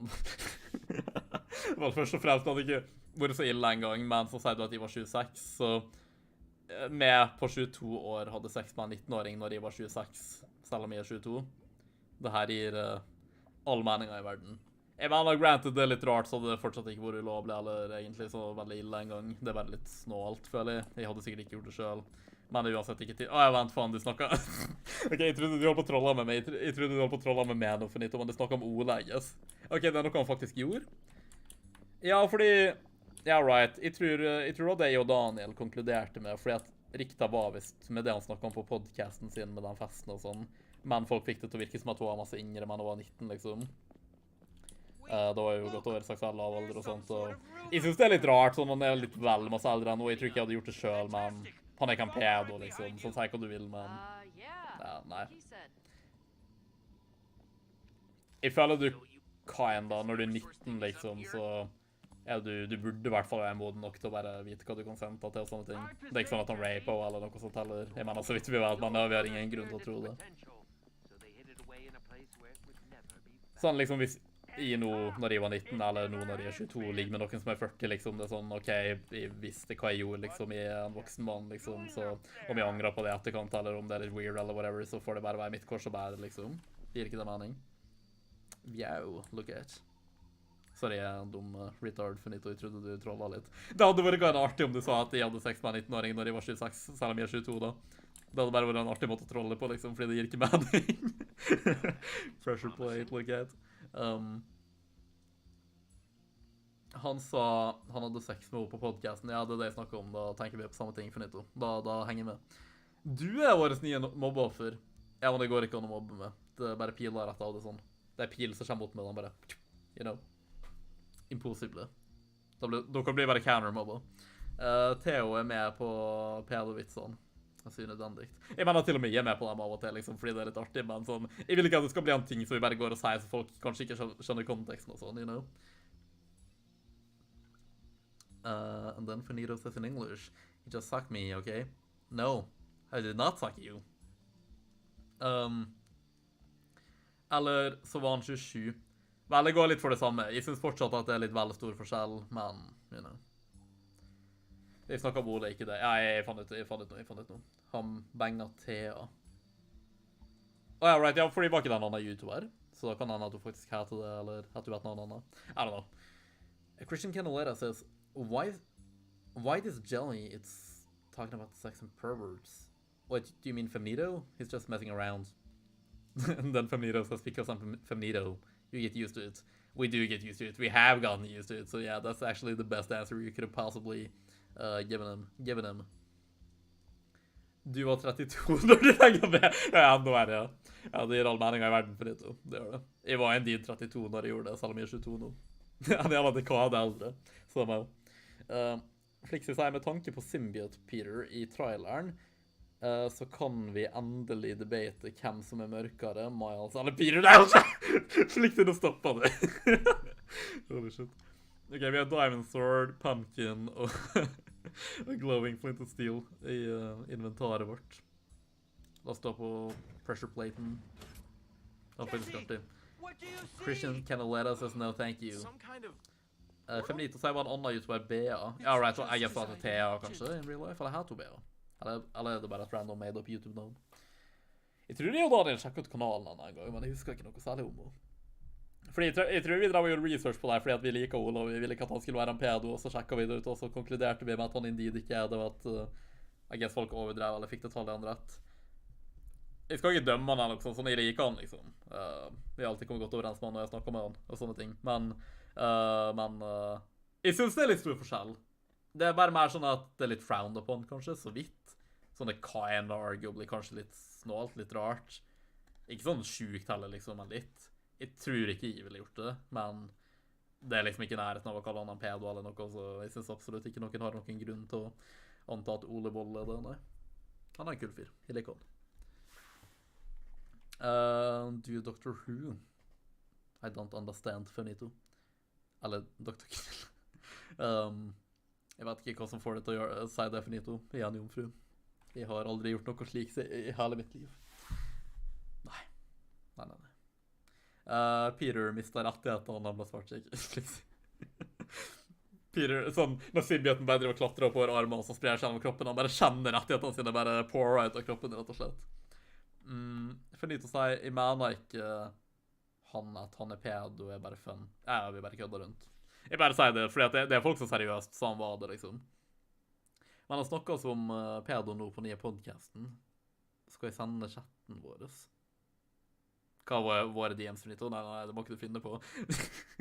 Ikke fordi jeg har sagt noe søs mot det, men bare fordi vi snakker om private ting generelt. Og Finito er like gamle, folkens, ok? Bare så sagt, vi er venner, liksom. Men hva er det han snakker om nå på den nye podden, da? Sorry, men den nye podcasten til Ole Wollberg er ikke artig, liksom. Jeg har hørt 15 minutter av første episode, så jeg burde ikke dømme, men jeg har sett hva konseptet er. Jeg har sett klipper på stories hans og sånt, og det høres ikke sånn superinteressant ut med å bare lese opp Reddit stories, sånn. Sorry, liksom, men jeg bare klarer ikke å få meg selv til i den podcasten her en sjanse. Det bare høres ikke artig ut. No offense. Ole Woll er nødt til å gå tilbake til Helen Skogstad og starte opp igjen den jævla clickbait VG-podcasten deres, eventuelt uten VG. Det er den beste podcasten han har hatt. Jeg har hørt på alle unntatt den første, og jeg er den nyeste. De to var en dritbra kombo, det var et kult konsept. De var nødt til å finne tilbake til hverandre. They must. Spectacular. That's a weird looking That's a portal. weird-looking portal. Have you seen anything like it before? No, the old builders experimented with portals, but this is different from anything I've seen. Bare tonefallet er pedo. What? Hva leser han det på en sånn jævla prøver å være karismatisk, og så høres han bare som pedo ut. Gir meg Pokémon-legenden-vibes. Han har blitt woke nå, virker det som. Å nei, ikke han nå. Bro bare har blitt så mainstream som mulig, tydeligvis, siden han begynte med VG og for til Oslo og alt, basically. Men jeg mener, han virker jo som en av folk som kan ha prøvd å ikke være sånn, ikke woke i det minste, da, på en måte, men I don't know. Nei, jeg vet ikke, jeg har ikke snakket med han på lenge, og jeg har ikke hørt på han på lenge. Eller sett på han, for så vidt, han legger jo ikke ut noe særlig. What's your problem? Ja, hva er oppe med folka her? Det bare står ikke noe oppe i hjørnet der, what the hell? Men hva mener du med at han høres ut som Pokémon-legenden? Har han fått sånn jævla tonefall sånn her? Har han begynt å snakke sånn som det her?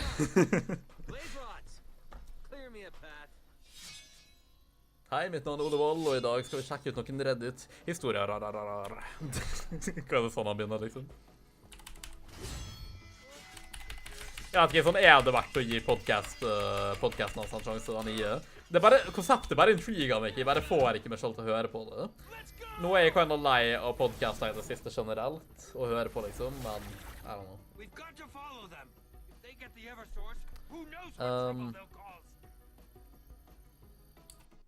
What about Axel and Olivia? Well, I guess vi bare får gjøre det beste ut av det. Let's go. Guess vi bare får gjøre det. Veldig glad vi er med Lucas igjen da, han er kul. Han er very cool.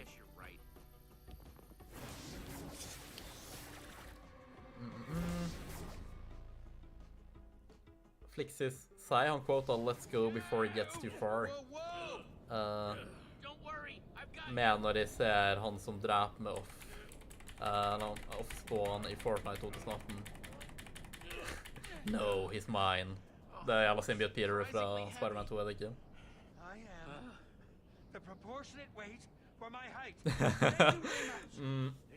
Ok. Ingen våger å spoile det her, ok? Ingen våger å spoile det her til meg, fordi det er en ting jeg bryr meg om.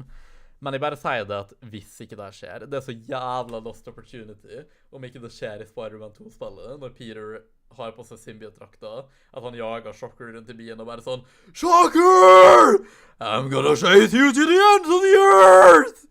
Oh my god, det må skje. Det er så jævla artig i Spider-Man i Animated Series. Sånn, det er literally det artigste Spider-Man-klippet som faktisk finnes. Det er kanskje det artigste som har skjedd i historien av Marvel, liksom. Det er så jævla wasted opportunity om ikke det skjer i det jævla spillet her. Og please ikke confirm eller deny om det skjer. Jeg skal bare spille og håpe at det skjer, ok? Det var til og med et oppdrag der jeg ville jage Shockery i det første spillet, uten symbiote-drakta. Jeg skal når jeg streamer det, så bare holder jeg på quote han scenen og ropte Shockery etter han. Jævla artig. Ok. There's nothing below us. Ja, for jeg tror jeg virkelig hadde reagert om jeg kom på en skyblock for første gang og ikke visste hva det var.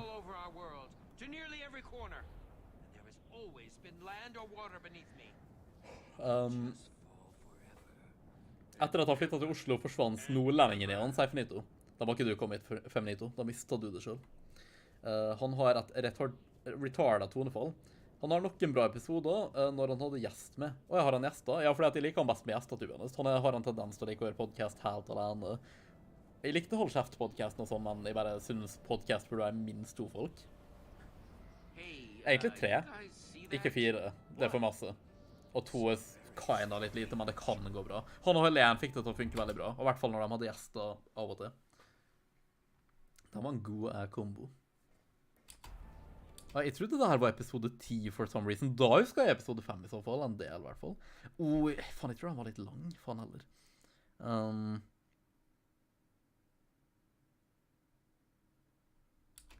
Is it some kind of city? I så fall tror jeg at jeg husker hva som skjedde, og så etter det så er det bare de andre episodene at vi er støkket i andre dimensjoner og må hoppe gjennom portaler og til slutt kanskje komme oss hjem. I guess. Så vi bare får på masse andre adventures, interdimensional adventures. Eller multiverse-shit de gjorde før det var kult. What stuff did you guys bring? And then we can't even go anywhere. Okay, people, you know the drill. What did you guys bring? Flikse sier, rest in peace, Ruben, Minecraft Ruben. Det er bra du spesifiserer det, så ikke vi tror det er Ruben fra podcasten min. Han er jo en del av den kanalen her, kinda, også. Thank you, Flikse. Although Minecraft Ruben tror jeg skrives R-E-U-B-N. Amerikanere bruker å skrive det med E ofte, merker jeg. Og ikke bare R-U, men R-E-U-B-E-N. B-E-N. The island's bigger than it looks. Christian says back. Okay, you're gone apparently. You never really notify us when you're gone, so I just assume that you're here. But yeah, welcome back, I guess. While I'm watching, I'm making some cocoa. Yeah, nice. Yeah, you were talking about cocoa earlier. It actually does sound really nice. I would like to have some cocoa here as well. Do you mind sharing some, Christian? I'm not pushing! Lucas is pushing! I'm just trying to keep Yo. the edge. It's all edge. Den var bra, sier Feminito. Gjesteepisoder? Hvem var gjest, Feminito? Faen så dirty det her, holy shit. Jeg får en del FPS da. Det er ikke så heavy spill akkurat, men jeg tror jeg merket det her også. At jeg oppgraderte skjermkort og sånt. Dansinga og i Spider-Man 3, ja, det burde være med. Faen, Armor bare må. Faen, jeg elsker den. Hva skulle jeg si? Dansinga hadde vært kult, ja. What's wrong with building? Jeg tror han er mer Bully McGuire enn Bully McGuire i det spillet. Håper i hvert fall det er jævlig artig. Jeg så at i spillet så gjør Miles og Peter Spider-Man peker memen. Av og til så møter du på Miles bare sånn mens du fighter folk. Og så kan du liksom interacte med han før du skiller lag, og så gjør de sånn. De peker på hverandre, liksom. Litt artig. De begynner å overdo det litt nå i moderne medier, men I mean, det funker. Why is it forbidden? Det er kind of random. Det er kind of hele poenget med Minecraft. I guess det er sånn server der bygging bare disabled på et visst område. He will remember that. Bro had anxiety. I guess they might have blazed Road Foco. Eller The Ocelots. Ex-Ocelots. Faen, jeg elsker Spider-Man 3. Det er så jævla artig film. Det er en jævla artig og mimete film, ja. Det er egentlig for så vidt alle de 3 filmene, men på en seriøs måte, så er den kind of ridiculous, da. Christian says, you're gonna probably gonna read this comment when it's gonna be too late. So I'll say it now. When the time comes, choose to go with Milo. Well, we'll see, depending on the scenario. I don't really know the context yet, so we'll see, but I will try to remember it, Christian. So thank you for the suggestion.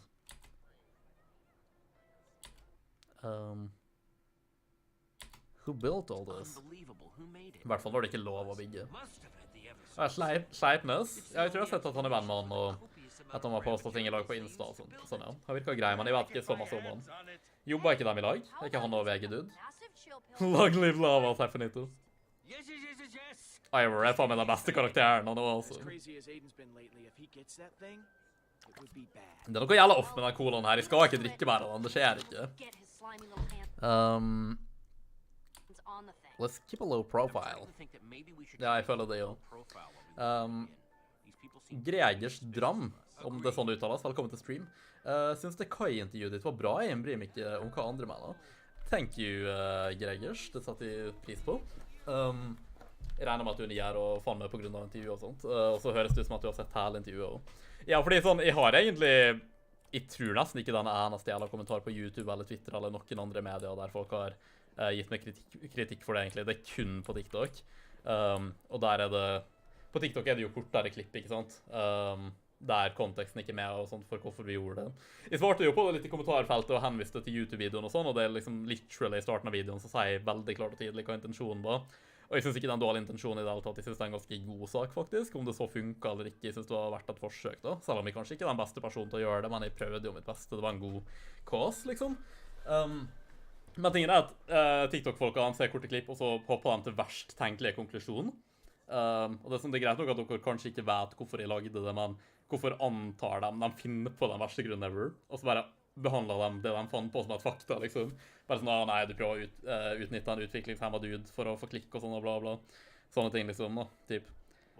Men uansett, det er liksom sånn, det er så rart, fordi det er så mange kamper du kan velge her i livet, ikke sant? Og av alle kamper så føler jeg at for han fyren der, så er det en av kampene jeg kan ha bare lurt sånn, om vi så følte det sånn og sånn at ok, der er ikke en av kampene jeg skal velge å ta, liksom, fordi det er liksom whatever. Han har gjort så mange questionable ting. Er folk enige? Gir deg mening? Men jeg setter pris på at du likte det, Gregers. For real sis. Det er noen på TikTok-kommentarfeltet også som har sagt at kritikken ikke gir mening, og at folk er overdramatiske og sånt, og pointet hikleriet med at det er så mange andre folk som lager fullt av memes og kødder med han hele jævla tid, og er sånn direkte veldig hatefulle, liksom, og der er det ingen som sier noe spes, men på mitt intervju der jeg faktisk var mer unfair mot han, og faktisk ikke frekk eller noe, liksom. Så skal liksom alle komme sånn. Jeg tror folk er så jævla glad i å hate på meg. Jeg tror jeg bare sender ut en energi som gjør at folk har listet antall det verste om og ikke liker meg. Sånn, jeg skikker at hvis noen andre enn Entertainment lagde et intervju her på akkurat den måten her, så hadde det ikke vært så masse kritikk. Det er sånn, folk bare skal alltid finne en jævla måte å tviste alt og bli negativ. Sånn, folk misliker meg så masse at de forsvarer Pokémon-legenden foran meg, liksom, av alle jævla folk. Det er sånn, det er bare ridiculous på det punktet her. Hva faen har de gjort for å fortjene det der? Honestly. Furnace building, look at. That guy is really Ok, la meg lese resten av chatten her. Måtte gå på en liten rant. I'm starving here. Har faktisk vært litt interessert i å diskutere det med noen. Feminito sier på engelsk, Christian Canoletta, are you gay or do you like pussy? Yeah, I don't know why Feminito is asking you that, Christian, but yeah. He's Feminito. He's Feminito. That's the only valid reason I can give you. Sleipnes var sjefen hans. Ah, okay. Christian says, you should try the Seal Bar. It's so tasty. Yeah, the cocoa? Yeah, I would gladly have some. I just don't have it available, unfortunately. I should try you, says Feminito. Hashtag not gay. Even no homo. That's the better way to word it, Feminito. Gregers sier, jeg er ganske sikker på at han hadde livet om du hadde gått i revolver-intervjumodus. Ja, ikke sant, det tror jeg. Men jeg var liksom bekymret aller først for at folk tenkte at det ikke kom til å være for hard. Eller at det ikke var hard nok, da. Jeg ville liksom ikke risikere at folk skulle tro at de var kul mann, eller noe sånt på en måte, eller at de ikke turte å stille de viktige spørsmålene og sånt da. Så jeg prøvde jo å balansere det sånn sett, men jeg tror hvis jeg hadde gått noe hardere enn de gjorde, så hadde jeg fått enda mer kritikk, fordi folk oppfører seg jo som at de gikk for hardt nå, når de var redd for at folk trodde at de ikke gikk hardt nok, liksom. Om du skjønner? Jeg hadde ikke sett for meg at folk skulle begynne å forsvare han og få det til å virke som at at liksom jeg gjorde noe grusomt med å intervjue han, på en måte. Om ikke noe annet, så hadde jeg sett for meg at de kom til å få det til å virke som at han er grusom, og at jeg ikke var hard nok mot den grusomme personen, på en måte. Så confusing. Jeg så for meg at fordi internett retarda og autistisk, så jeg for meg at noen kom til å... Fordi jeg tenkte at det er en video som sikkert går viral til en viss grad i hvert fall. Da er det mange folk som ser det, kommer til å være meninger og sånt, og det er garantert noen som finner en eller annen jævla måte å bli offendet over det på, når det har med kontroversielle ting å gjøre, men de overrasket meg litt med måten de gjorde det på, det må jeg bare si, altså. Det var veldig interessant, men så du hele intervjuet og vloggen kanskje og sånt og Gregers, eller? Takk for at du abonnerte, og by the way, appreciate it. Christian says, it's not too hard for you, Femnito. Hashtag not gay too. Dang. We've got some tension in the chat here. We don't know yet, says Femnito. Well, I'm gonna suggest that the two of you find a room right now. But I guess keep going if you want to. Oh yes, that went very well. Melissa, 3 cooked pork chops. Why would I need an appointment? Jeg føler at håret mitt er litt F opp, så jeg vil ha litt vatten i det eller noe for å få det på plass. Vurderer å gå og gjøre det City kjapt. law, acts of crafting are only authorized with the founder's permission. This appointment Welcome to the system is in founder. place to safeguard against any illegal building or crafting. If you Crafting. wish to make an appointment, speak to the founder. Good day. Cool. Cool. How old are you, Christian Canaletta? I think he's like 16 or 17, Finito, if I remember correctly. So, yeah. Who's the pedophile now, Finito, huh? You're the one hitting on the fucking 16-year-old here. Christian says, I'm just trying to go along with this guy, even if I don't like much of his joking style. Well, I mean, you don't have to. That's your cross to carry, I suppose, if you want to do that, but sure. Go ahead. BRB, folkens. Jeg må bare fikse litt på håret mitt. Det irriterer meg. 2 sek.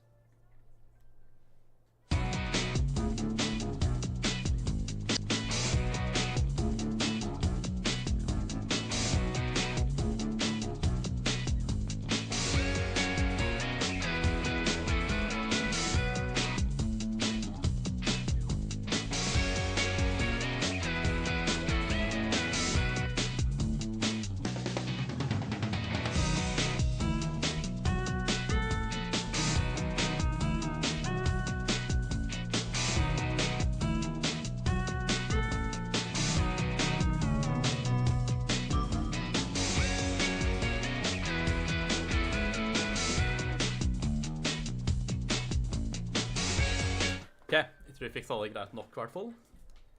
Forhåpentligvis. Jeg tror streamen min er litt spolet tilbake, og la meg refreshe den her.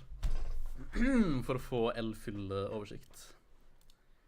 Like gjerne streamen forresten, det hadde jeg satt pris på.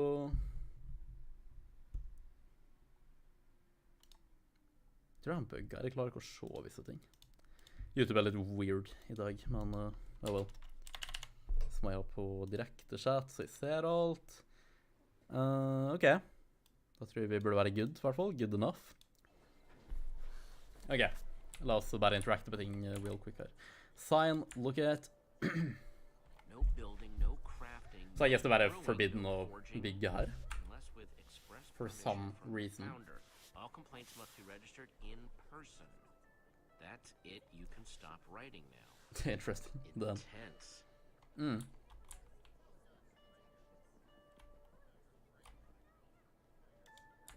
This is a long line just to use a crafting table. You're telling me. Always have a glass of water after the cocoa. It's more comfortable. But I won't. I'll be patient. Guess it kind of depends, Christian. What Man må gå, sier Finito. Asjist. Vel, da snakkes vi, Finito. Takk for at du stakk innom. Ha en fin kveld videre. Jeg blir nok ikke live på hvert fall en uke fra når vi får litt besøk og sånt, og så har jeg litt planer tidlig neste uke, og så videre. Bare sånn dere vet det. Jeg har I morgen, men jeg vil gjøre andre ting da. Så det siste dagen min av bandet før jeg får besøk igjen og sånt, så litt masse på en gang da. Is it always this crowded? Og husk, puppa bedre enn rumpe, sier Finito. Veldig random måte å si, men det var feil. Det var feil. Jeg tenkte det før, men nei. Jeg har endret mening. Selv om pussy bedre enn alt. Ok, vi skal ikke snakke om det. Vi skal ikke snakke om det. Ok, whatever han nettopp sa. Ivor her. Ivor talk to you. Han socialiser. Den det? Den ganske sikker, egentlig. Han er så solgt i han. Solgt i boa. Guess vi ikke kan gå utenfor perimeteret her. Christian says, the cocoa is really warm. A glass of water will fix the mouth temperature after the sweet drink. Yeah, I get the logic, I guess. I just don't think it's necessarily necessary for me, at least most of the time. However, when I drink tea, not that I really do it often enough, but I do like tea. I tend to pour just a tiny little bit of cold water into the tea when once it's done. You know, when I've mixed the tea bag and everything in it, because it's really hot. So just a tiny little bit of ice cold water is gonna cool it down just enough, in my opinion. And also adding the sugar and honey or whatever you like as well, obviously. The honor of watching the tree, but why is this garden so special? This garden must be special to get its own guard. What's the deal? The heck. The dirt here is precious. Precious. This garden feeds almost everybody in town. Oh, dang. If even one block were to drop over the edge, whew, catastrophe. Okay. Veldig interessant. La oss sjekke noe her.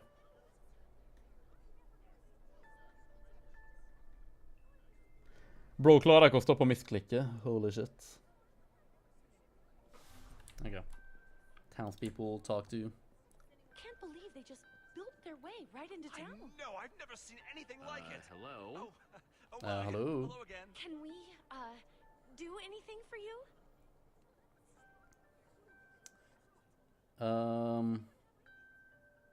I'm looking for the Can you inn. two point me in the direction of the inn? They must be looking for Milo. Shh. I mean, Milo. No, we don't know any Milo. Christian, now to knock on Milo. Really? It Christian, sure you did mention sounds something about a Milo. Okay. Hmm, We know we'll see. of him. If you really want to find him. He's the kind of messy-looking guy. Suspenders always falling down. So messy. Okay. Thanks, I guess so.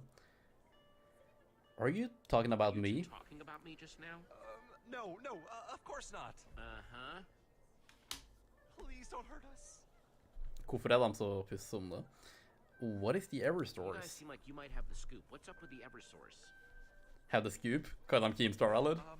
Skal de holde oss i det loopa? It's in the palace. Okay. Leave you guys alone then. Have a nice day. Please stop building. It scares me. What? Lemau. Nothing. We could have almost died. Faen meg anxiety capital her. Do you know Maya Mystic? I don't believe so. It's Hey, probably folks. some Minecraft YouTuber. Hello? Is that correct? Leave you guys Christian? alone then. Have a nice day. Please stop building. It scares me. Lol. What? Ja, dere trenger ikke å gjenta. Hvorfor går hun med sånne McDonald's-farga klær? Hush.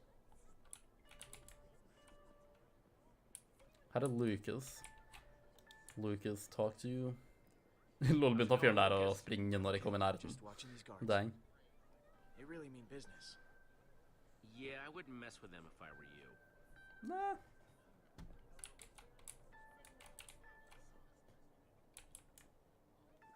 Jeg tror det er dit vi skal. Jeg synes jeg husker det. Enda en Lucas, kanskje? Talk to. Jo, what the fuck, så jeg nettopp noen stirrer på oss i Hello. bakgrunnen der, from the shadows. I'm looking You know where for the inn the inn. is? Yeah, I guess so. I don't trust the innkeeper, though. If you really want to find him, his inn's over there. No, Maya, she's a French Thanks, I'll leave cosplayer. you to it I then. kind of don't like her. I see her more like a rival.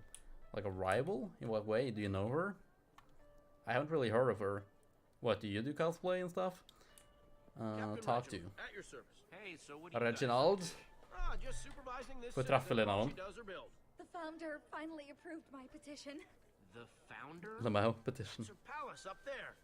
She is the keeper of the Eversource. Kan jeg bare gå Builds dit? everything you see. Some days I can't even fathom how she keeps it all straight.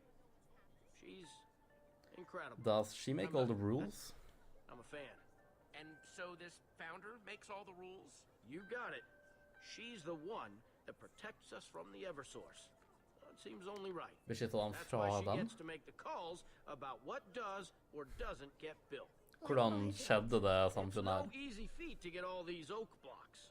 Your petition was very well handled. Oh, gosh. That's nice of you. Sounds like a hard way to Man, that live. sounds like a tough way Høres to live. inconvenient as shit I ut. suppose that's the way it's always been, though. Og hvor lenge har det vært i så fall? Talk to. Hey again. Yes? Yes. What do you do for fun here? So I'm curious, what kind of stuff do you guys do for fun around here? Oh, all sorts of things. Make wish lists of Leppene mine er så resources. tørre, Practice sorry. low Excuse me. inventory builds. Some people do poetry. Love inventory builds. Ok, de acknowledge at inventory er en ting, som om det er et spill på en måte. Litt rar grense der. That's a fancy uniform. Fancy duds you're wearing, Reginald. Is that a uniform? I try not to brag about it, but I'm actually the captain of the guard. One of the reasons I'm allowed to Dang. supervise a build like this one. Can I call you Reggie? Reginald, huh? Can I call you Reggie? No, I'd really rather you didn't. It's, Jeg kan forstå det. Reginald. Reginald Don't let me virker meg interrupt you rett. guys. Jeg er Good enig. luck. Much obliged. Nei. Jeg var ikke ferdig å snakke. Talk to. Hey again. Hei igjen. Don't let me interrupt you guys. Good Nei luck. vel, ok, fuck it. Det er over da. Hva med hun da? Talk to. Hello there. I really can't talk anymore. Okay. I only have one chance at this. Whichever. I Det går really don't fint. wanna screw it up. Altså, jeg ser at det er en sånn creepa motherfucker i bakgrunnen her. If you search her on YouTube, you can find her damn cosplay freak. Do you not like cosplay, or is she doing it in like a particularly freaky way? Maybe I can look it up at the end of the stream, but I'm not gonna spend time on that right now anyway. We'll see. Petra, talk to. Hey Petra, what you Go on the looking at? right. Admiring the sights, actually. Yeah, I'm just gonna This place explore is everything so before cool. I I'm not usually move one for, on. like, checking out people's I'm not builds or like whatever, I'm not but stuck. I'm just even I have exploring. I some like to this is interact with really everything. impressive. No, I just don't like her. Why do you not like her? And also, do you like know her personally, since you called her a rival? And do you do cosplay? If not, I don't see how she's like a rival or anything. I feel like I'm missing some context here. So if you want to tell us about it, then feel free to do so, Christian. Ok, nå går jeg til høyre her. Look at... Han der ser kjent ut. Jeg tror jeg husker han. Milo sin. Ah, ok, I guess det er Milo. Maybe. All signs point to Eller i that hvert fall being the noen utenfor innkeeper. innet hans. Like I that guess. sign. Ja, det var det jeg tenkte, men det må ikke være innkeeperen da. Talk to. And where should I put them? Yes, just get them here. I'll deal with them. Det der er vel ikke lov å ha her, sånn jeg forstår reglene. Why, hello there. What can I do for you? I'm not sure what the custom is where you come from, but here it is considered. Sorry, are you Milo? Stare. Hi, I'm sorry to bother you. Are you Milo? Yes, that's me. Pleasure to meet you. Don't see many new arrivals here. Jeg skjønner ikke hvordan de skulle komme. Må ikke de nesten bare lage sine egne nye folk? I'm busy, but I can spare a moment for a friendly stranger. But not You too talked many to the moments. blaze rods. What did you need? I heard you talk to the blaze. Jeg finner ikke han rods går til å earlier. sitte What på do det they shit. want? Blaze rods. I don't know any blaze rods. Vel, han var litt fortsatt om det, så jeg tror han har møtt dem definitivt. I'm sorry, but it's like I told those other outsiders. I can't help you. Now, please. Hey, this our guy? He tell you where to find the Jeg blaze skjønner ikke hvorfor rods? Lucas var venn med de folka til å begynne med. Fordi nå, de sa jo han også, og han virker bare så snill i forhold til dem, så hvorfor ville han hatt noe til felles med dem til å begynne med, liksom, you know? Is he hiding them somewhere? You can trust me, eller jeg vet ikke, whatever. Come on, you can trust me. Nothing bad is gonna happen. Just help us. Fine, if it will make you leave me alone. That Aiden fellow did come talk to me earlier. Wanted to know where the Eversource was. Called it! I just told him what everyone else already knows. I don't know her in person, I just said we could be rivals. That's all that happened. Well, it's kind of random Bunch of creeps. to say. It's like me saying that PewDiePie is my rival for some reason. And especially if I don't have a YouTube channel or anything The group left for the either. palace, and Do I you haven't do seen them cosplay since. then, Attention! Christian? Attention, everyone. Just a moment of your time, please. Emergency meeting. Attendance is mandatory. Oh, okay. Slime blocks. Slime blocks. Curious. I wonder what that's all about. Ok, vent, det er litt varmt her. Jeg tror jeg må ta av meg genseren min, ass. I must. La oss se. Opp. Håper ikke de oppemessa håret mitt og sånt. Ok. Yeah, moving on. How do you think that I knew her in person? I'm Italian and she's French. Oh, right, I mean, I don't know. You could have known her online, I guess. I'm nervous being surrounded by... It's just that you said that you were her rival and stuff, so I'm still trying to figure it out. I don't see how it makes sense. That's why I'm asking, you know, it's kind of random to say about somebody that you don't know, and like, how can you be her rival if you don't do the same stuff as her, etc. So that's why I thought that maybe you did cosplay. You haven't really answered that. Yeah, I mean, like, whatever. I'm just doing follow-up questions because you brought it up and everything, and it was kind of oddly specific, you know. Well, I found a blaze rod. Fuck! Det var ikke det jeg trykte på. You've gotta be kidding me. I guess det var det vi trykte på. Det funka. Greit nok, liksom. People of Sky City, I'm sorry to pull you from your duties, but something urgent has come to my attention. A crime has been committed. Crime? What kind of crime? Please remain calm. Earlier today, outsiders built a bridge into our fair city from a distant island. And now, whether these outsiders Well, Askild så this is a violation of Sky City's most sacred law. No unauthorized building. I guess det der hun som styrer founder, dama. Well, Askild så Killers of the Flower Moon, den nye Scorsese-filmen. Han bare gjorde den. That's a stupid law. Yeah, what the hell? Completely unreasonable. Filosofien min er at hvis lova ikke gir mening, så trenger du å følge den, basically. Men han sa han var bra. Som lova var bra. Jeg mener at Scorsese så jeg forventet kino, men samtidig jeg har hørt at han er jævla lang, sånn som The Irishman, og jeg likte virkelig ikke The Irishman på grunn av leiden, det var unødvendig. Så jeg var litt bekymret, men det er bra, om jeg hører at han er bra.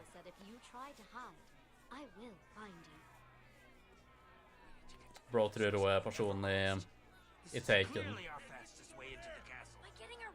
Wait! Don't be fooled by the Founder's lies. I can help you come up with a plan to get into the palace. Here I am!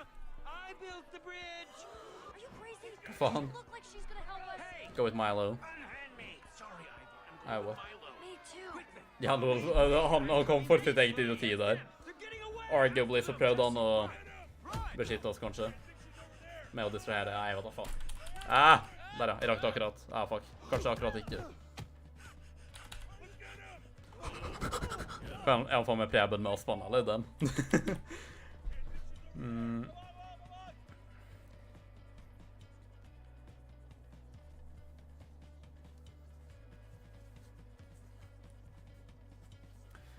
Christian says, maybe I'm kind of jealous of her success. I kind of don't like how some people get famous so easily. I mean, she just made home costume. For that, she got 6 million subscribers, I guess. Well, yeah, but again, this whole thing is so random because there's a million famous people who got famous easily on YouTube. So why her? You like spin the wheel with 5 trillion people and picked one random person to be jealous of. I just kind of don't get it. Once again, do you do cosplay? Answer me right now. I've asked you like 10 times, and that's the only way that I can make sense of this. Like, she is famous for cosplay. Do you do cosplay? If not, why do you care? I'm so confused. But anyways, you shouldn't be jealous of other people's success. If anything, you should be happy for other people, because good for them, you know. The world isn't fair. Some people get famous easily. There's a lot of luck involved in it, and yeah, it would be cool if that happened to you, if you would like that, but maybe it does, maybe it doesn't. But just, I would say, try to be happy for other people, and then just like appreciate it if it happens to happen to you as well, you know.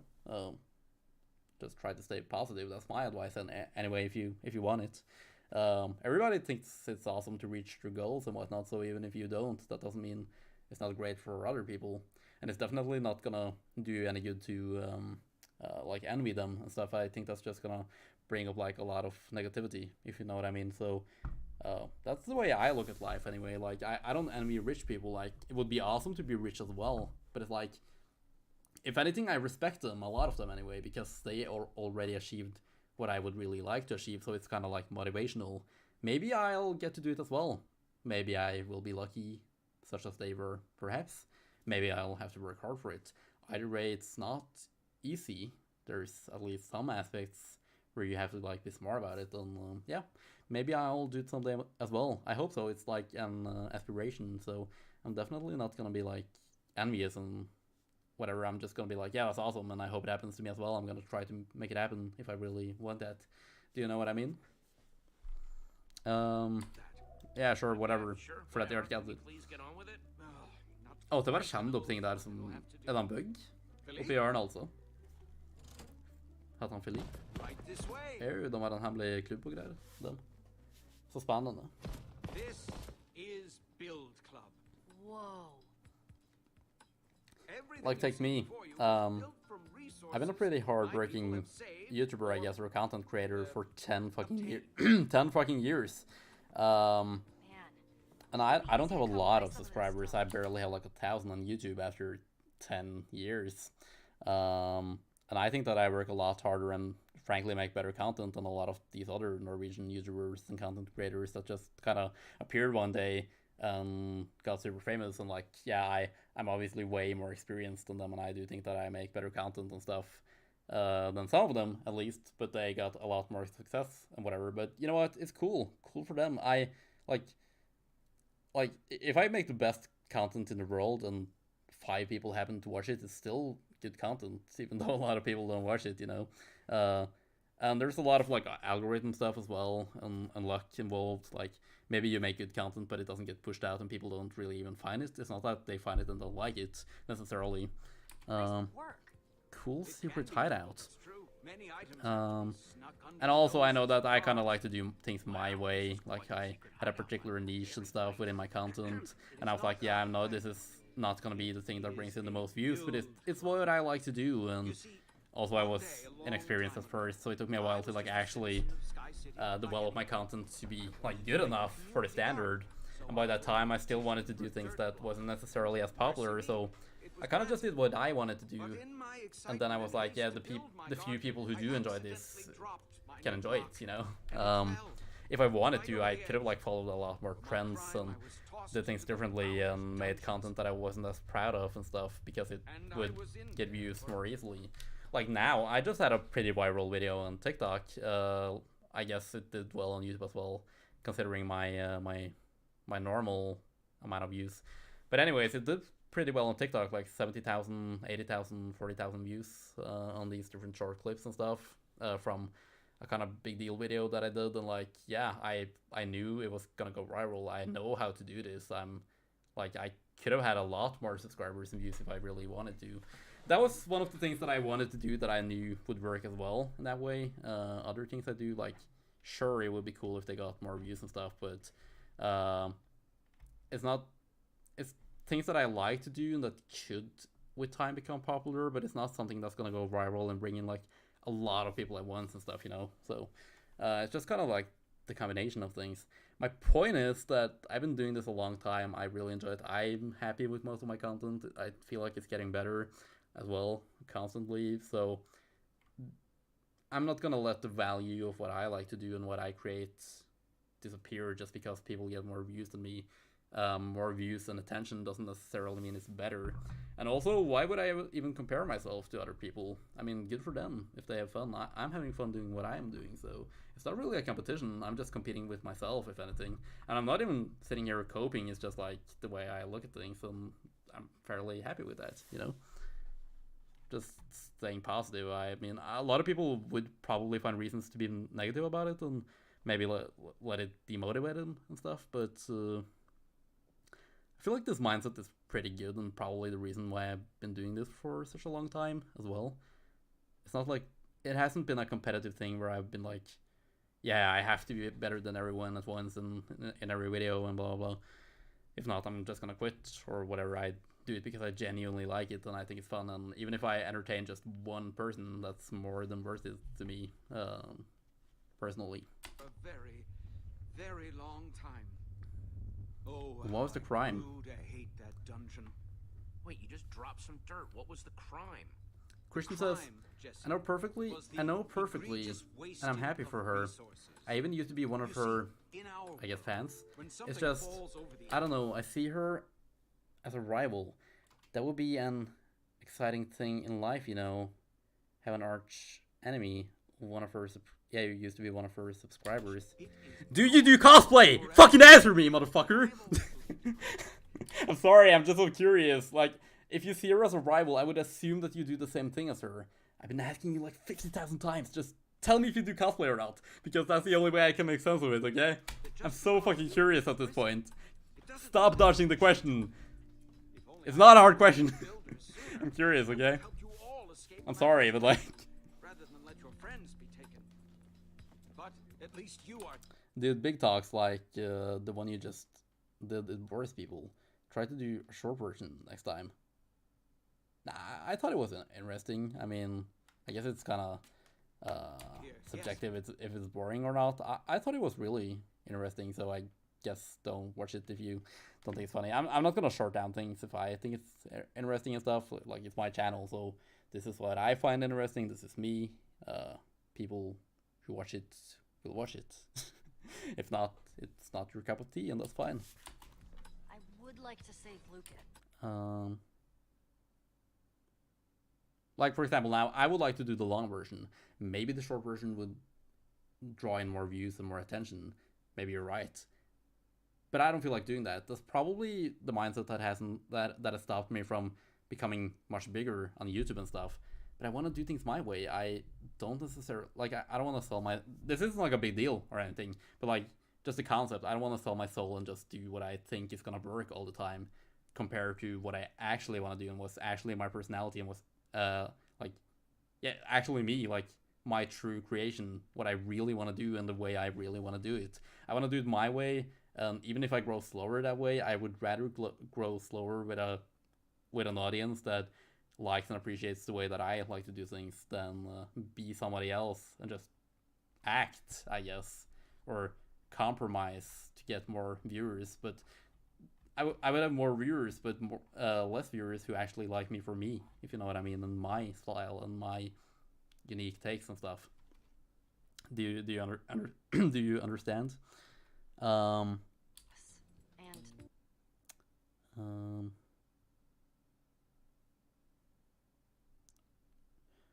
Right. Will your people help us? Milo, your people are rebels, willing to fight the system. Will they help us save our friends? Why, I think they might. Milo! Ah, hello, my friends. Bringing in outsiders? Seriously? Pretty hard to keep this a secret club if you just bring people in. Yeah, we have it hard enough as it is. Everyone, please. Yeah, it's hard enough without you bringing in a couple of We're randos. builders too, I guess. Don't worry, we're builders just like you. Yeah, Jesse's right. Just chill out. We're the ones that built that bridge into town today. Dude! Milo, jeez! Milo, are you kidding me? I get what you were saying and I appreciate it, but too many words, then it gets boring. I mean, I got the point. Well, that's your opinion. I don't think it was boring at all. In my opinion, I really like when people go on rants and, like, I could have just played the game and said 2 sentences to you and not really pay attention to what you were saying and, like, not, like, actually read it and think about it and reflect about it. But I think that's boring and it shows less personality with streamers. I don't want to see somebody just play a game. Or, I mean, if you're there for just a game, then maybe. But, like, watching a streamer in general, I want to watch them for their personality, the way they do things, and experience a story with them, with their unique takes, their personality, the way they create something entertaining around it. And streaming is also about connecting with the viewers and, like, communicating with them, building some type of bond, you know. And you can do that if you stop and take the time to actually hear what they're saying and talk to them. And this is probably boring to you as well that I'm doing it again right now, but I think this is a good thing to do with your viewers. Maybe it's not for you in particular, Christian, but I have a really close relationship with my viewers. Granted that it's not a huge community, I feel like it's a really strong community, like, given the size that it is, and I think that's because people connect in more of a personal way with me than maybe a lot of other streamers and stuff, at least in Norway. I don't know. Not that I'm gonna put myself on a pedestal either, but people have told me so. Highly disrespectful. And it's what I've been going for, I suppose. I can build circles around you. Jeg kan bare anta at de ikke er like flink som oss til å bygge, liksom, når de har også begrenset ressurser. Let's just continue, Christian says. Let's pretend that I didn't mention my mystic. Sure, no problem. We can continue. I want to finish the game anyway before it gets too late. I understand that it's the biggest secret in the universe if you do cosplay or not, but sure, whatever. Keep it a secret forever. Since you apparently want to. Okay, let's see. Iron Golem build. Pumpkin place. Anyone got something to take notes with? No. Dang. Har dagens svärd del 3 iron blocks och 4 iron ingots. Place. Eh? Getting nervous yet, my love? What? No, of course not. Well, this day is going exactly as I hoped it would go when I got out of bed this morning. Don't worry,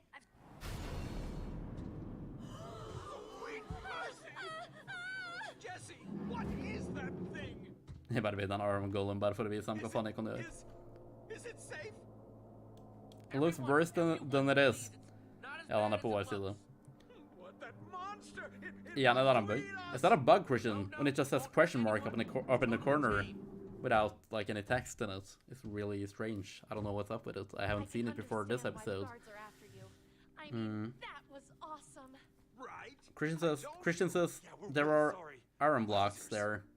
And we have a pumpkin. Are you thinking what I'm thinking? Yeah, apparently. It's just a cool thing to do if you can, I suppose. Especially in front of these people who have barely seen any, like, ordinary building, I suppose. I'm sorry. Help us rescue our friends. Well, that's taken care of. Think you guys The big can dust help us first. get into the palace and save our friends now? yeah, that would be great. Ah, yes, of course, of course. That is, after all, why you are here. I must say, though, after seeing you in action, your skills are even more impressive than I could imagine. So impressive that I wonder Did you clean the chat? What do you mean by clean the chat, Christian? I didn't do anything, it's just the way it is.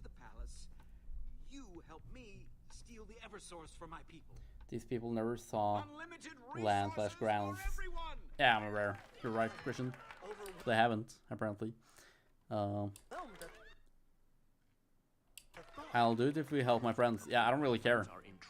Whatever. If we're breaking into the palace, we're going to Igjen, eller bug. Rart. This is an acceptable and noble arrangement. Tøft. Tøft og kult. Good.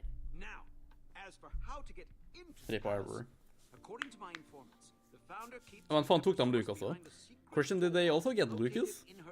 I didn't really see what happened to him. I know that they got Ivor, but did you see? There's a single window at the back of the palace that is left unguarded. It's an almost perfect point of entry, but it is far too high. If we can find a way through that window, the Eversource would be practically within our grasp. Why don't we just climb up? Just climb up. That doesn't seem too hard. You Guess have not not. seen this wall. We have tried, but it is sheer steel blocks. No handholds. Means you guys need to start thinking like builders out there. We're gonna make a Men da ladder. kan ikke de bare ødelegge ting også? Det er ikke sånn at de har disablet og ødelegge ting, og det er ikke så vanskelig. How to craft something that would reach the window. We could get this heist underway. I suppose. Recipes. Apparently buildings have to be approved by the founder because they don't have an infinite materials there. Yeah, I figured. Recipe title. Is the game fucking bugged at this point? Like, the descriptions up here, like somebody was thinking something or will remember that or whatever, it just doesn't say anything. And here, it should say what the item is, but it just says recipe title. Really strange. I suppose it's a letter. Maybe I should restart the game, but I can't be bothered to at this point, so if it's gonna be buggy, then I guess that's just the way it's gotta be. Ja. Jeg glemmer å kommentere på norsk, sorry. Jeg bare svarer noen på engelsk og sånt, og så er ikke chatten like aktiv, så da bare forblir det der, I guess. Men det er ikke med vilje. I just like to explain things. Yeah, no problem. It's good that I can ask you as well if if I don't understand anything, but yeah, I did figure out the things already that you were saying there, but no problem. Thank you. Into the throne room. Once inside, we will just need to find the secret entrance that the founder supposedly uses. Isn't it exciting? On our way to changing everything. Freeing the Eversource. Keep it down, Milo. Sånn han bråker litt veldig masse når vi prøver å snike oss inn der. Apropos sneaking, jeg lurer på, har noen tanker om Sneako, om noen vet hvem det er? Altså ikke Nico som er, men Sneako. Streamer-runden. Jeg var ikke særlig stor fan av han før, egentlig. Og så jeg guess jeg egentlig ikke fortsatt er det. Jeg tror han sier masse snåle ting som ikke er enig med og sånt, og et cetera, men jeg synes mange klipp i det siste, sånn han drev real-life-streamet, han har Neon-duden og sånt, og så de med Bradley Martin og en sånn dame og sånt, liksom, og Sneako drev og rissa på. Jeg vet ikke, Sneako bare er så søt, liksom, sånn. Han prøver å risse opp på dame, og han bare ender opp med å risse opp med gjennom contentet, liksom, så til å vise sånn søt, liksom. Jeg vet ikke. Bro er charmerende, liksom, hva kan jeg si? Ja, hva takk? Vent, gjør alle innbrudd deg samtidig, eller what? We're here to rescue you. Am I right? Lucas, Ivor, we're here to rescue you. I think you're a little late for that. Well, yeah, we broke out ourselves. Det er ikke verst. It's a good thing you guys are here. Da går vi da. Going after the Eversource, which we obviously can't abide. Christian asks, have you ever seen one of those nasal split extractions videos? I don't believe so. What is that, Christian? I assume he's cool, right? He's a rebel leader. Lucas, Ivor, this is Milo. He's the leader of an underground rebellion. Buggy retard shit. That's pretty Can with a useful insight, Milo. Pleasure. Yeah. Hi. Sure. The founder's secret entrance is supposed to be somewhere in this throne room. Somewhere. It's in here, we'll find it. Nå begynner det å bli på tide med en Dr. Pepper her, ass. Blocked doorway. Look at. Er litt redstone her, søs. Virker som at noe skal skje. Ja, Hidden door moment. Just need to make something to activate that redstone circuit again. Yep. There's got to be something in here we Yep. Like a lever. Håret mitt begynner allerede å bli litt langt. Jeg føler at det var en sånn rar vokserperiode der det nesten begynte å bli langt nok til å være sånn medium langt igjen, men nå bare begynner det å bli litt for langt igjen. Jeg vet ikke, ass. Håret mitt har vært så rart i det siste, føler jeg. Don't worry, I'll find the answer. Okay. I believe in you. Jeg var lei av å ha så mye chille langt hår, men det var faktisk kinda nice. Du begynner det så nice ut mesteparten av tida. Det bare var en veldig unreliable hårstil å ha, fordi det kunne variere så masse fra dag til dag, og vinden kunne fucket opp litt og sånn, men... Og jeg er egentlig mer vant til å ha håret mitt til side og sånn, liksom den veien og sånn, i stedet for at det henger begge veier. Men det... Av alle ganger jeg har prøvd å ha litt midtskille-ish, det har liksom aldri vært helt min ting, men jeg tror nå var den gangen da det funket best, og på at det faktisk passet en del, føler jeg. Look at silver slot. Nei, lever slot, men nei. Ja, det kan jo være ble faktisk overraskende naturlig for håret mitt å ligge sånn. Kanskje det er det som fucket opp håret mitt nå, at det bare ble vant til å være splittet på midten, og så når jeg begynte å ta det til side og sånn igjen, så ble det rart. Jeg vet ikke, ass. Don't know. Throne, look at. Definitely regal, not bad. Hva betyr regal igjen? Throne, sit down. Jeg må sitte på den for at jeg er tøff. Sitte på the Iron Throne. Nesten basically. I show-off, jeg har det gøy, jeg er kul. Og jeg var la meg gjøre der. Og alle folk burde han skjønne det her. Han er en veldig intens fyr, liksom, så de kan gjøre sånne ting. Talk to Ivor. Oh, it was wonderful. I've always wanted time behind bars to work on my poetry. Lol. That was sarcasm. Han ville gjort poetri, though. Han ville det. Han er typen til det. Du ser det på han.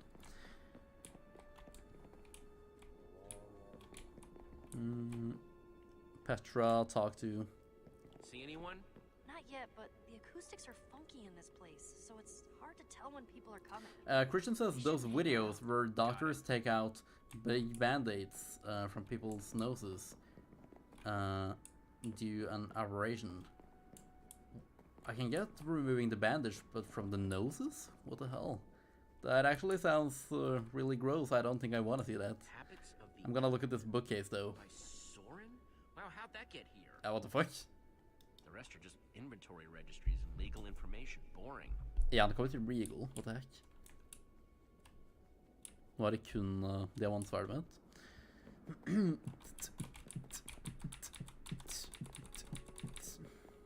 Skal jeg følge skinnen nå, kanskje, eller?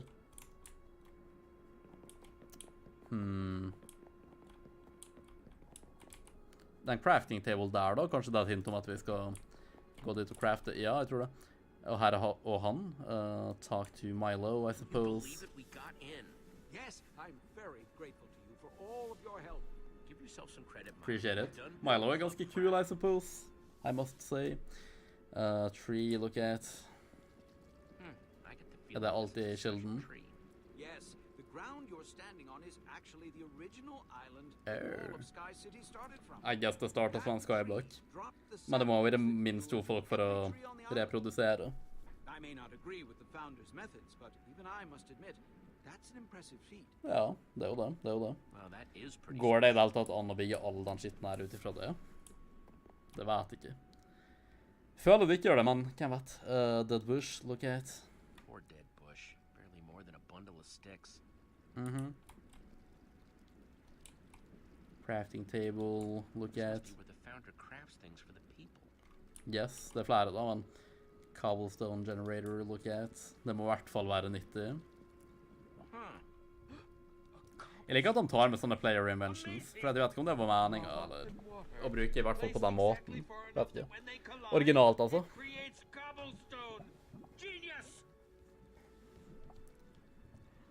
Jeg så jeg klarte å fucke opp og lage cobblestone generator hele tiden. Jeg tror jeg gjorde sånn at det ble obsidian og sånt. Eller jeg gjorde noe feil i hvert fall. Kan han nice å lage obsidian nå, da? Nå kommer vi bort til kamera her, jeg håper ikke det F opp noe. Ah, jo, det gjorde det selvfølgelig. La meg se her. Ja, lol. Hold on. I guess sånn. Ja. Får håpe det går greit. La meg se chat. Sånn. Sånn.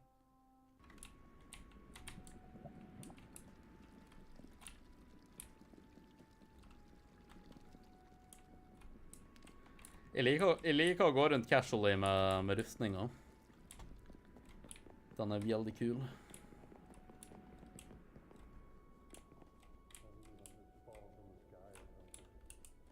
Hører folk. Cobblestone. Look at. If I had a lever, this would be the perfect spot for it. Ja, vent, kanskje jeg skal legge dead bushen, får ikke du pinne av det? Eller gjorde jeg det allerede? Fordi pinne og stein. Jo, punch. Punch dead bush. Big brain, fordi da kan de lage ei spak. Ei knauit. Yeah. I think that should be everything I need to make a lever now. Sick.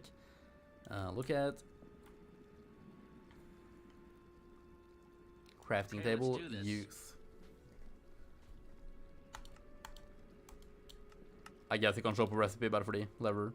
Ja, jeg måtte faktisk det fordi at jeg tenkte å lage stein oppe og pinne under, men det er apparently over sånn. Greit, der. My old friend the lever. Fantastic. Yeah, didn't know you were watching. My apologies. It is still just such a thrill to see someone so confident and sure in their building abilities.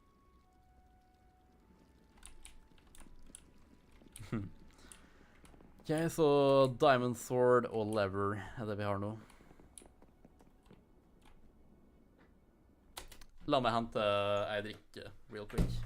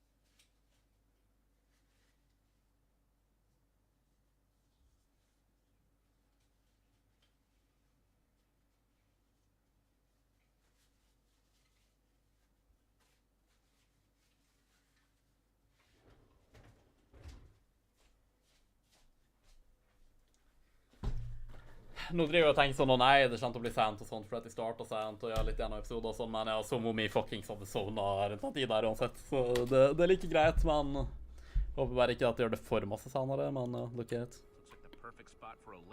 Jep, og da plasserer vi da new. Lever slot, use. Ja, da har jeg en Dr. Prepper her, nice. Jeg føler vi er ganske effektive nå da. Det er det jeg vil være.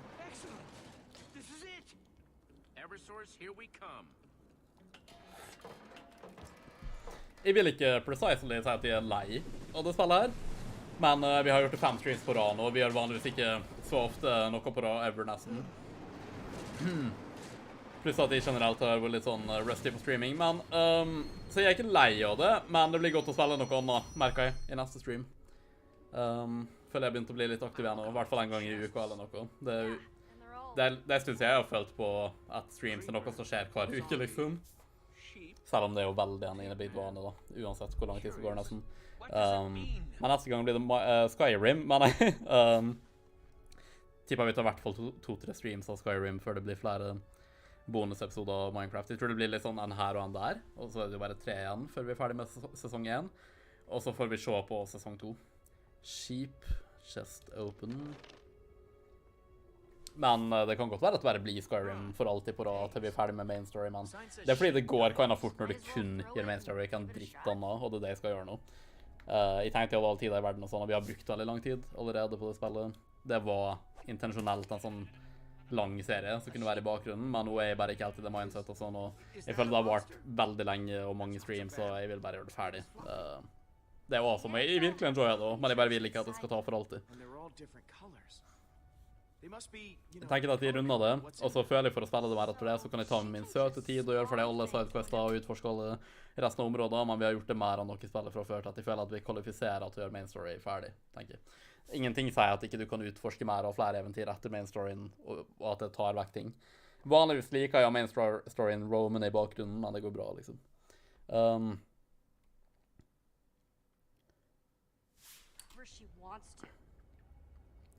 These eggs provide materials.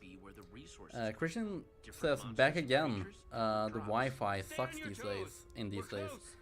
Oh, so you got disconnected? Yeah, I didn't even know you were gone. I basically never do. You just randomly say you're back sometimes. Yeah, I just kind of assumed that you're here and maybe you're quiet or something. But yeah, cool. Welcome back. So what is this? Sheep, squid, I think. Blaze, slime. Spiders, ew. Pigmen, gas, zombies. Okay. Hva faen var det?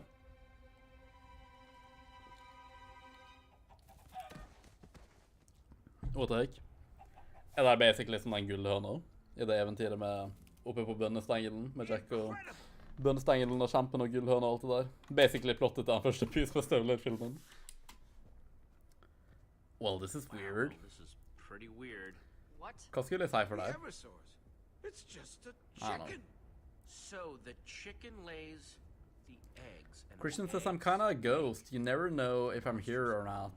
from the monster. Apparently not. Well, throw it in the You're minecart just and let's get lurking in the chat, in the shadows. The chicken that the In entire your city cosplay. depends on? Or Are you maybe sure that's a not, good we'll idea? never know. What are you talking about? We need to bring it to the people. With it, we'll finally be free of the founder. But Yeah, I that guess. clucking thing is what we came Like, for. kan appreciate at han I hvert fall nesten hintet litt på noe som ville vært mer voksen Telltale I de andre stedene.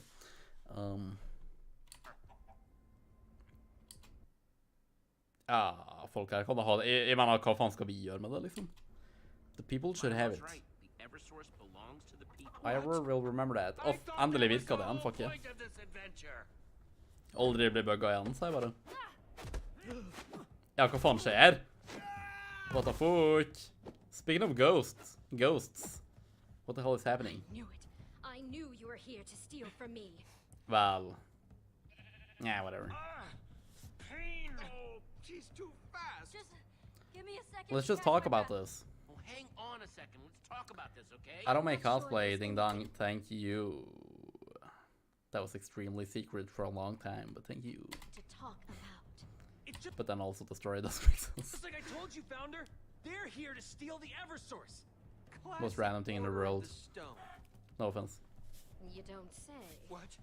No! Don't believe them! You have the wrong idea! Shut up, criminal. But you're the bad guy, You don't get to I spin it guess. like this, Aiden. You're the bad guy. You just expect me to believe a bunch of criminals? Aiden warned me that you were a pack of thieves, and here you are, prepared to make off with the one thing. Jeg liker alla that golden depends robe on and Hannah. survive. Så nice ut. Boy. When the time comes, choose Lucas. Maybe. We'll see if I agree with the choice, but I don't know the context yet, but thank you for the suggestion. This is outrageous. Maybe I'll do it, maybe not. Aiden, don't do this. Han ska Somebody order backstab. eggs. It's gonna... Yeah. Oh, fuck. Have it now. I failed that. God dang it. Shit. Oh, lol. I've got Aiden. Så I guess kyllingen Eversourcen. Har han hatt navn?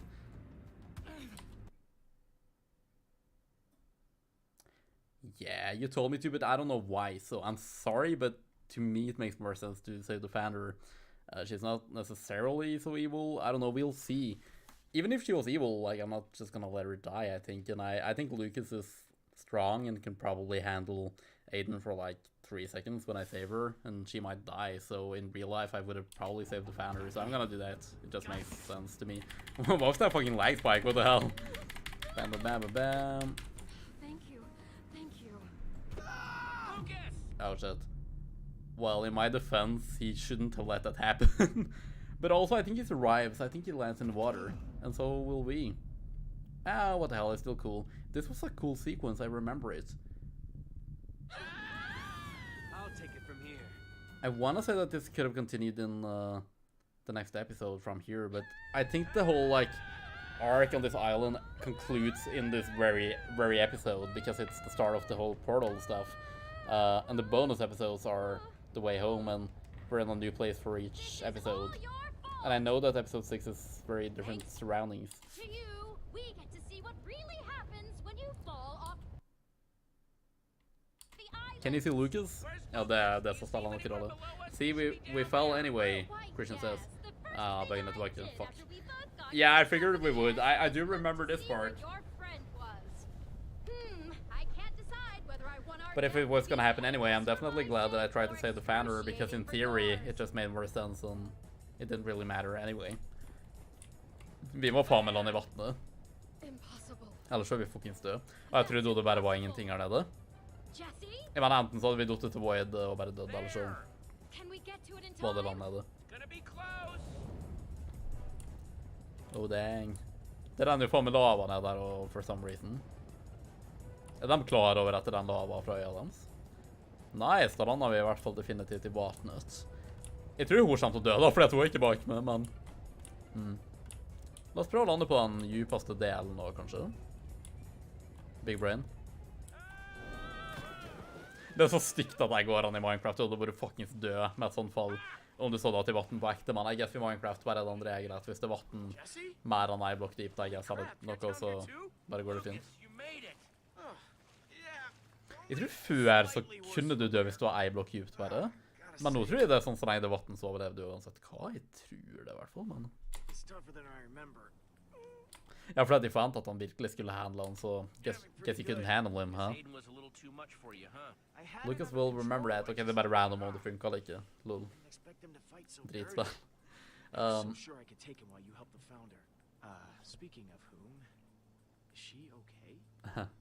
Guess hun var veldig flabbergasted og trodde vel at ikke det var noe mer enn det her. Christian says it would have... I would have... No, if I would have chosen Lucas, you would have broken one of Aiden's teeth. Well, that's cool, but I still think it's better to try to save a life instead of just breaking some of his teeth. So I'm kind of happy with my choice, like, in theory, like, the morals behind it. And I kind of just trusted Lucas to be badass enough to handle him, but apparently I overestimated him, Lamel. So I guess there's ground. Guess you were wrong, huh? About there being no ground. I had no idea. How could could I have known? Vel, jeg guess du ikke tør å ta sjansen. De kunne prøvd å bygge seg nedover, da. Eventuelt, det går an i Minecraft. Down here the I don't know. whole time. Lol. Så unødvendig. Anyone to look for land below us. It was too dangerous. A lost cause. This will change everything. Vel, jeg skjønner at det er farlig og for farlig, men de kunne faktisk prøvd å bygge nedover, da. Det er litt farlig, men sånn det går, liksom. Look at this place. Totally untouched biomes all around. Sick. Yes, it's all a little Unntatt lavaen. overwhelming. Det kan jeg skjønne. What do I do now? Well, how about you start with a few deep breaths? Seeing all this after you've been crammed. Bring everyone down here. Jeg tror de ville likt å bo her nede, til tross for at byen er kul. Lag en eller heis eller noe opp til byen, for dem som liker det, og så ellers kan folk bare være her. Da kan de ta med det de vil for å komme opp dit og bygge mer, om de har lyst til å bo der også. Eller bare bo nede og leve vanlig. Getting back up. My word, you're right. We need to do that. I hadn't even thought that far ahead yet. What the fuck? What the fuck? She wouldn't have died. There's water. Water. Yeah, well, but I didn't know, so, you know. I kind of have to, like... I'm not gonna, like, go out of that you know what happens in the future when I don't, in theory, if you know what I mean. I'm just gonna try to do what I would do if I was in the situation that they are in and I didn't know the future, you know. That's not a good sign. Your city's in big trouble. Jeg mener, er det sånn hver natt? Jeg tviler. Hvorfor skjer det nå?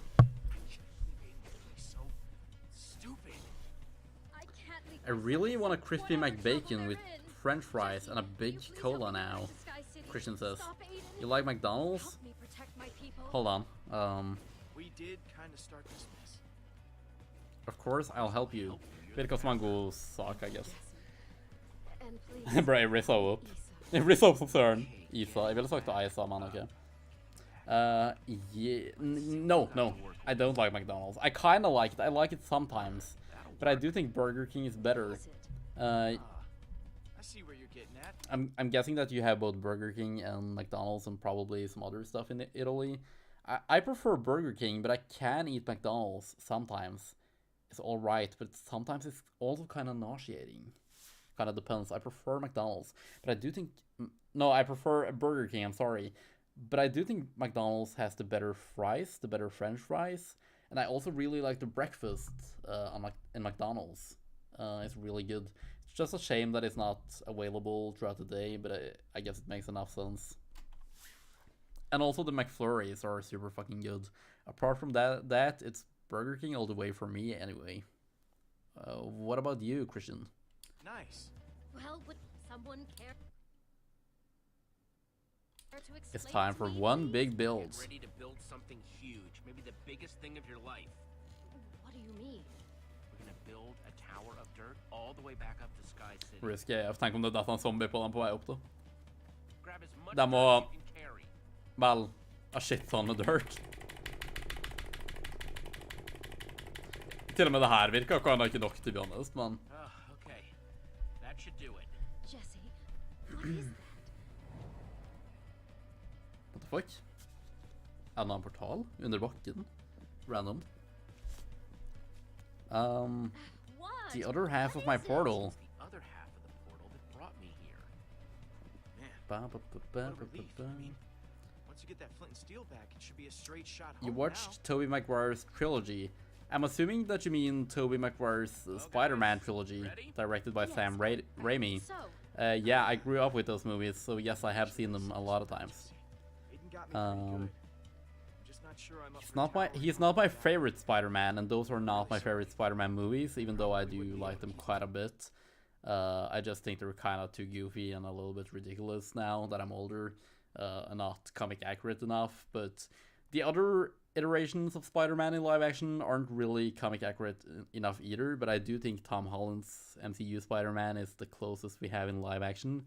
But I think the one in Insomniac's games on PlayStation is a lot closer than the live action ones. And obviously there's gonna be animated ones and actual comic versions that are more accurate, but yeah. We're just talking about the mainstream ones, I guess. Up anyway.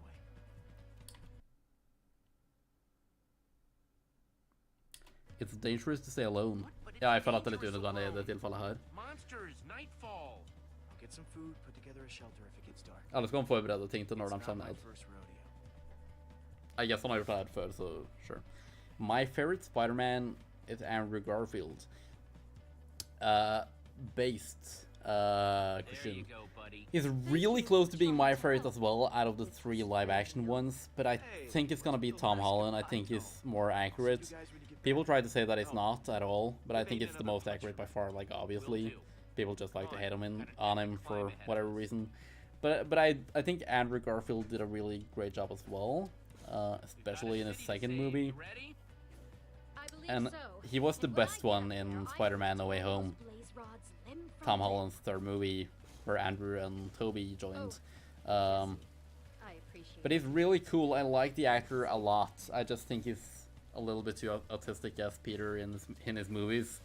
But he's really cool. I just wish they would have made better creative choices with him and stuff. But I love it. I love the casting. And also he's too old. Like, if it was a Spider-Man who had been Spider-Man since he was 15 and done a story about the adult Spider-Man who's like 20-something, then I do think that Andrew Garfield is a great casting choice. But I like to start out... Oh, what the hell is happening here? I do like to start out at the very beginning most of the time with these types of things. And Spider-Man has always been supposed to be a kid, like a 15-year-old or something when he starts out. And I think Tom Holland looks a lot younger, and he's actually like 15 when he starts out in the MCU. It's just cool to see that version finally in live action. They just kept on making him really fucking old when he got his powers in live action before that for some reason, and I didn't really like that. It's not accurate enough in my opinion. I didn't mind as much when I was younger because I didn't know as much about the source material, but now that I'm older I know more and I've read some comics and stuff, and yeah. So I prefer Tom Holland. Andrew Garfield is a close second, and then Toby in third place. I liked him in No Way Home as well. I think he was really cool there. He's cool as an older Spider-Man for sure. And I like the actor as well, quite a bit. Come on, we need to stop him. I'm sorry. I really want to watch that movie called Brothers with Tobey Maguire in it. I also saw him in The Great Gatsby. He was really cool there with Leonardo DiCaprio. Please, can you help us? Yeah. Hang tight, Milo. Just elaborated quite a bit.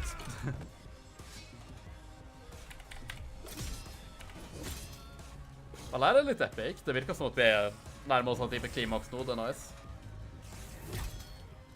Oh, and also, Christian said, you like Mr. Dykowicz, or Dykowicz?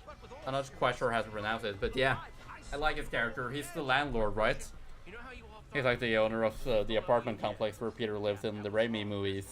He's cool. Cool character. Tom's Spidey is funny. Speed is always better, remember.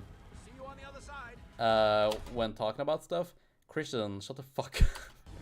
I'm gonna do it my way. I just went on a big rant. I like to elaborate. It's my fucking channel. I'm gonna do whatever I want. Don't watch it if you don't like it. It's not like objectively better, it's just your opinion, and I really disagree with you. Don't watch it if you don't like it. I'm not gonna change for you. Sorry.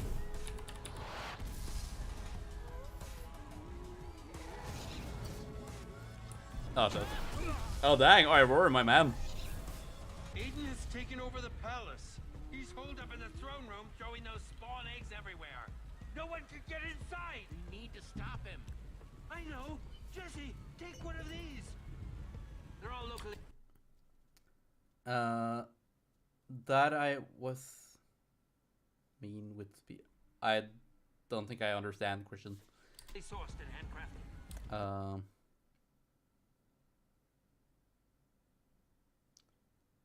Oh, you mean in the game? Oh, then that's fine. Yeah, thank you. I appreciate those kinds of advice. You mean the potion of speed then? I think I agree for once. I'm gonna do the potion of speed. I'm gonna be fucking the Flash up in here and run around. Hell yeah. Det här är faktiskt ett episkt scenario. If I could save time in bottles. Do do do do do do do. som minimum Evan Peters så bra skuespiller. Så nylig Jeffrey Dahmer-tingen med han var veldig flink. Han var kul som Quicksilver, I guess, men av det jeg har sett han i, så er Jeffrey Dahmer definitivt det beste.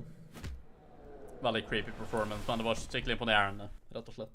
Alle mannerisms av var så like, liksom. For at jeg så intervjuet med han ekte og sånt etterpå. Både utseende og bare alle måtene han var på. Leave him alone. Jævla Aiden, altså, skal faen meg penetrere han med sverdet mitt i sverget. Unødvendig seksuell måte å si at jeg skal drepe han på, men det her kommer til å skje. Kan han stoppe å kaste creep-rap på sånn alle, liksom? Dang. Shit. Når jeg sa what, og så sprengte creeperen som minner med det minner meg om de der jævla fucka Minecraft-animasjonene jeg så back in the day på YouTube, der det var sånne creepers som ropte som what the fuck, for de sprengte i fjeset til folk og sånt. Og sånn, what the fuck?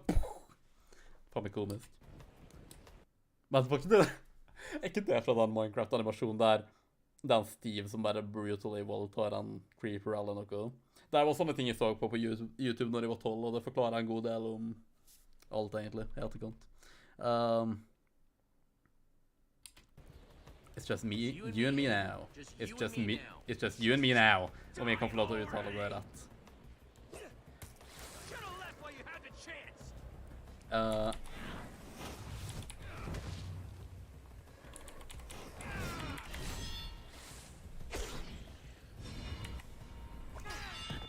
Next time, don't jump directly to a conclusion before understanding what someone is saying. You know what? Yeah, I'm sorry that I did jump to a conclusion. I usually don't do that, but to be fair, it sounds kind of like something you could have said, though. You have kind of said similar stuff before, even in this stream. I feel like every single stream you said like something where I feel like you've been... Yeah, I'm not gonna bring it up now, but I'm just saying it's not like the wildest thing to jump to. But I am sorry that I misunderstood you. I did try to think about it for a second before replying. I just couldn't see any other context. It did cross my mind that maybe it was something in-game, but yeah, sorry. It's no problem as long as that's not what you meant. C's shirt is like Manus's armor. Oh yeah, let me look closer upon it. I'm gonna try to notice now. Thanks for pointing it out. This is cool. Det minner meg om kampen Lee hadde med de kannibal-motherfuckers i regnet på gården på slutten av episode 2 av The Walking Dead-sesong 1. Og det er jo laget av Telltale, så kanskje et type callback til en viss grad. Litt vague og litt reach, men still. This isn't about winning. Ja, bro er obsessed med det. Han trenger å se Little Miss Sunshine nå, liksom. Med det mindsetet her, det er ødelegg for han. Yeah, I think I can see the armor. To a certain degree, at least. This is cool.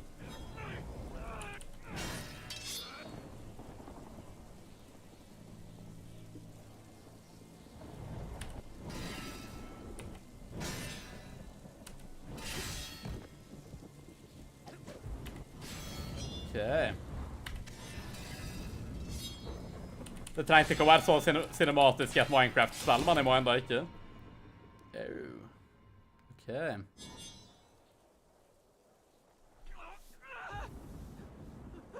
Wait, hang on. I surrender. We can talk about this, right? Here. You want your flint and steel back, huh? Take it. It's yours. Nice. Please, don't hurt me. Pick up flint and steel. Da har vi dem tilbake. I guess det er måten å tenne portalen på og reise tilbake. Nice. Sorry, klør litt.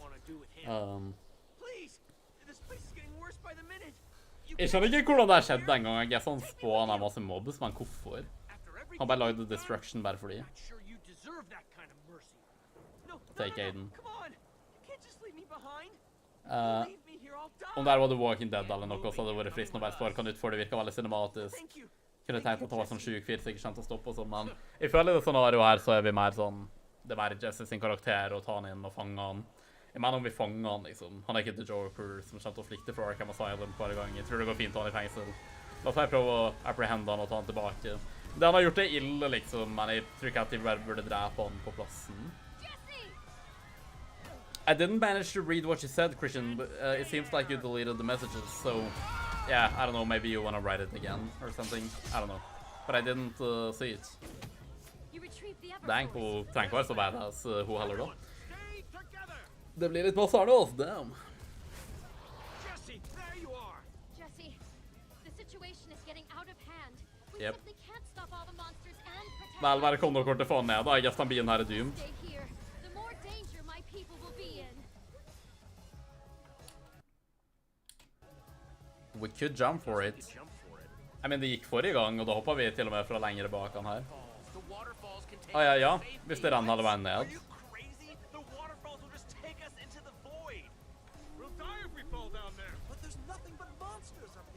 There's land below us. Kill you. There's land down there. Everyone just watch me and follow my lead, okay? Sikkert scary AF om de ikke stoler på at det er land, men om de ser oss gjøre det liksom, så confidently, så... Og hvor ille der oppe, sånn, hva faen har de å tape, liksom? Diamond Sword og Glowing Flint and Steel har vi I inventaret. Eller Ghast-leaden. Yep. My man, Milo. Milo Yiannapolis. Nei, nevermind, det kan feil Milo. Ja, faen, jeg tenkte... Vent. Nei, Milo Yiannapolis, er det han politiske duden, eller? Er det han der chubby fyren som har en sånn sykdom som gjør at han ser ut som at han er 12? Faen, jeg vet ikke, ass. Begge har sånn jævla likt navn. Det ble sjukt usikker her.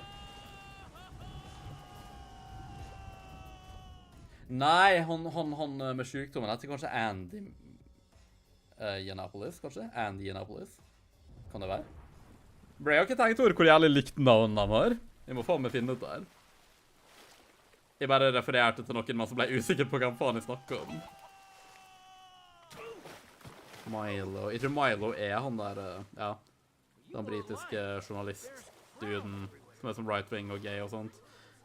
Altså, men han heter kanskje Andy da? Andy. So what do we do now? Everything's just so different and scary. Find some wood. Det er som det starter. First thing you need to do is go get yourself some wood. How do I do that? You find a tree and then you just start punching. Nei, han heter ikke Andy. Hva faen er det han heter han da? Han var med I Baited før. Baited podcast. Now, this is just speculation, but I'm guessing they have some regrets. Baited podcast member, Santa. Baited is a discussion podcast originally created and hosted by popular YouTubers called Awfully Crazy, aka Clown, aka Oliver Colton, I guess the full known as. Keemstar, aka Drumlord, aka Daniel Keem, and Tommy C. Ja, men etter det, så det flere som joiner. Skal faen meg finne sånn jævla vik her. Jeg må finne det her. Jeg ble alt for nysgjerrig. 2 sek.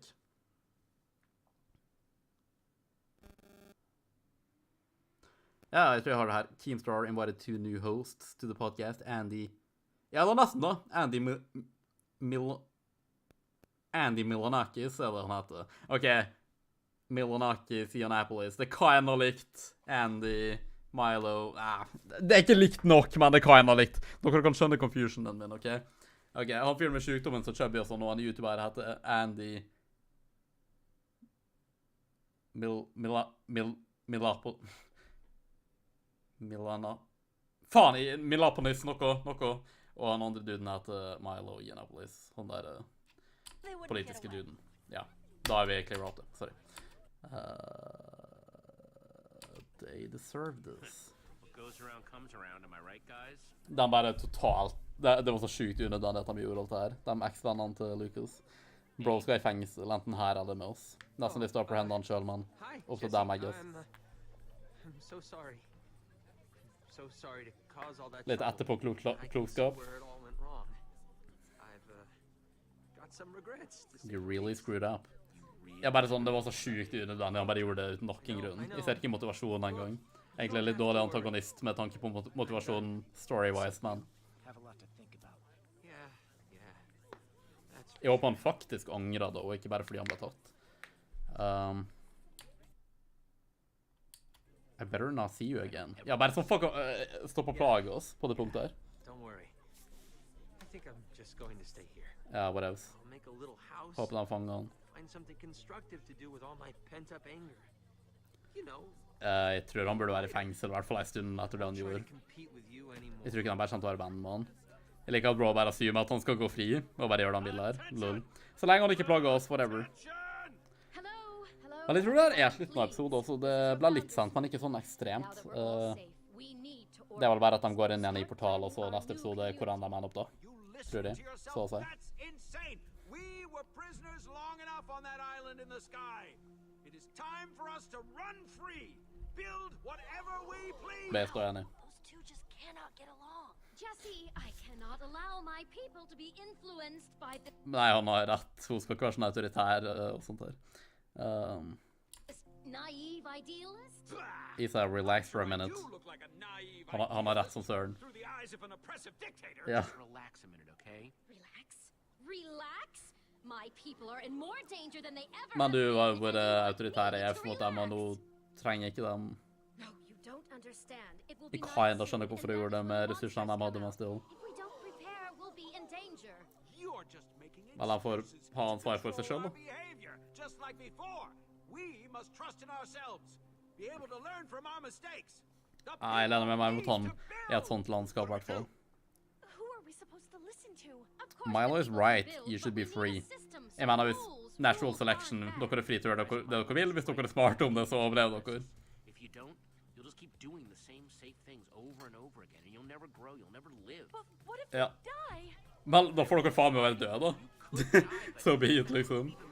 Det er apply to real life, by the way, bare sånn, ha frihet, gjør det du vil, være ansvarlig for det selv, liksom. Eller ikke gjør det du vil, sånn du skader andre og sånn, og en påstå dem sin frihet, men innenfor rimeligheten til din egen frihet. Gjør det du vil, og ansvarlig for det selv, liksom. Hvis ikke du vet bedre, så lærer du på den harde måten, og så blir du bedre. Ikke sant? Ellers så dør du, sånn er det bare. I don't know. Det kan også urettferdig at det er rettferdig, liksom. Don't waste this chance. Ja, leder rett. Sick. Well, my friend, it looks like this is where I must bid you farewell. I have a lot of work ahead of me now, and I can't wait to start. Egentlig ganske decent plott. Thank you again.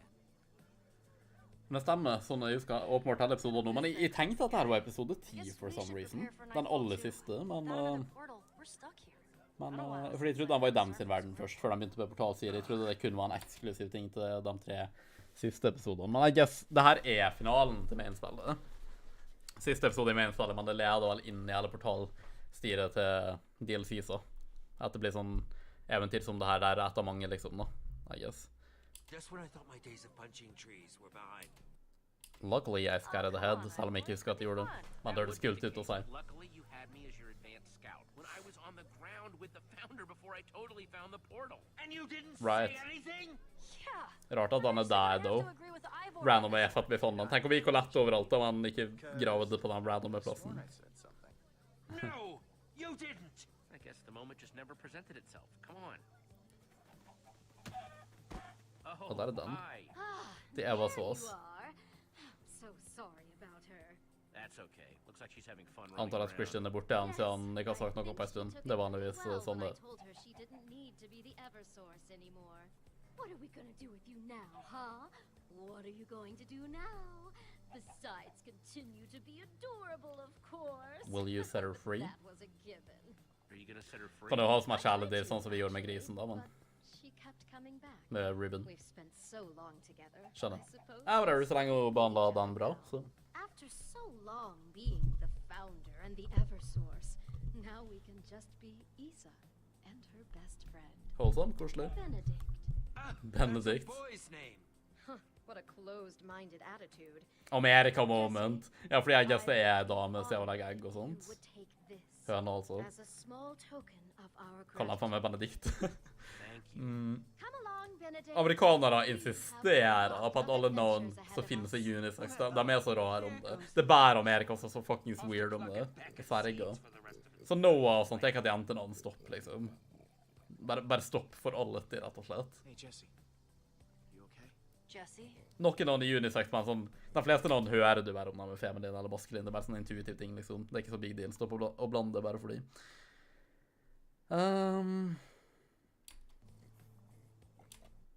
Jeg vet ikke hvem jeg så, Ruben, I guess. I'm glad they have each other. Can appreciate that to har det som jeg og Ruben hadde, for at de satt pris på det når det varte. Fra den veldige starten til den veldige slutten. Ok. Trenger i hvert fall ikke å lage mat, da. Jeg føler jeg spiste nok. Jeg spiste 2 tacos i sted, liksom. Jeg mener, om jeg tok 1, så hadde det vært en ting, men jeg tok 2. Det kan være big deal, altså. Jeg får lønn teknisk sett i morgen, men onsdag. Så ikke i morgen på tirsdag, men dagen etter. Og jeg tror det er halv skatt også. Jeg brukte litt mer penger enn jeg planlet en måned her, så det er fint om jeg får litt mer lønn enn jeg planlet, og nå når jeg kom på halv skatt, så ja. Jeg skal bruke en del når Eskile er sikkert fordi vi skal spise og sånt. Jeg skal på Fino igjen, selv om vi får det med Ruben. Og det var som, ja, bestiller litt mat og forskjellig. Ja, vi tror sikkert at vi kommer hjem nå, men jeg husker jo konseptet med bonusepisodene, og det at vi drar på sånn jævla portalreise med masse forskjellige greier før vi endelig kommer oss hjem igjen. Så ny plass, nytt scenario, ny dimensjon, etc. I guess det er nesten som å gå på andre servere. Sånn canonically. Ok, det var episode 5, siste episode kinda, det finalen så da, men det er egentlig nesten som en intro til DLC-en. Så jeg guess episode 4 er sånn soft-finalen. Men jeg ser på det som finalen til main-spillet. Tenk at de skal spille de 3 bonusepisodene også, men som sagt, det blir litt randomly, litt her og der. De neste få streams har nå sikkert sånn 3-4 i hvert fall blir Skyrim, tenker jeg. Og så får vi runde det så fort som mulig med main story. Skal ha fullt fokus på det, så det burde egentlig gå ganske fort. Tipper det går under 5 streams, som vi brukte nå, men vi får se. Jeg runder det så fort som mulig, og så får vi nesten bare se. Det blir litt her og der med Minecraft Story Mode til 3 bonusepisodene er ferdig, og så skal jeg nok spille 5 episoder i sesong 2 da, som er hele sesong 2, som jeg aldri har spilt før, eventually. Jeg tror det er så jeg ikke er sikker på hva som skjer. Kanskje mer Hogwarts, kanskje mer Star Wars. Vi får kinda se hva jeg gjør med det egentlig, to be honest. Vil ikke holde pusten min der, men vi får se. Jeg kan fortsette å snakke mens rulleteksten går. Så det her var episode 5, finalen kinda står da. Order up.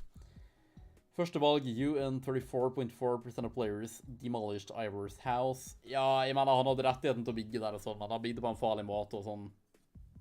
Du vil ha friheten til å bygge huset ditt og sånn på din eiendom in real life, men ikke på sånn. Du kunne ikke hatt lov å renne ut av huset ditt som bare kunne skapt fare for naboen din og sånn. Det er for drøyt, liksom. Det var litt for drøyt. Han kunne bare fjerne loven da, og ikke hele huset, men well. I teorien så jeg likte kinda ikke det jeg gjorde, men jeg følte at det ga nok mening. Men jeg skjønner at folk var imot det, fordi det var kinda sikker. Det var Ivor kul. In fact, han er den beste. Andre valg, UN 48.2% of players ran from the guards.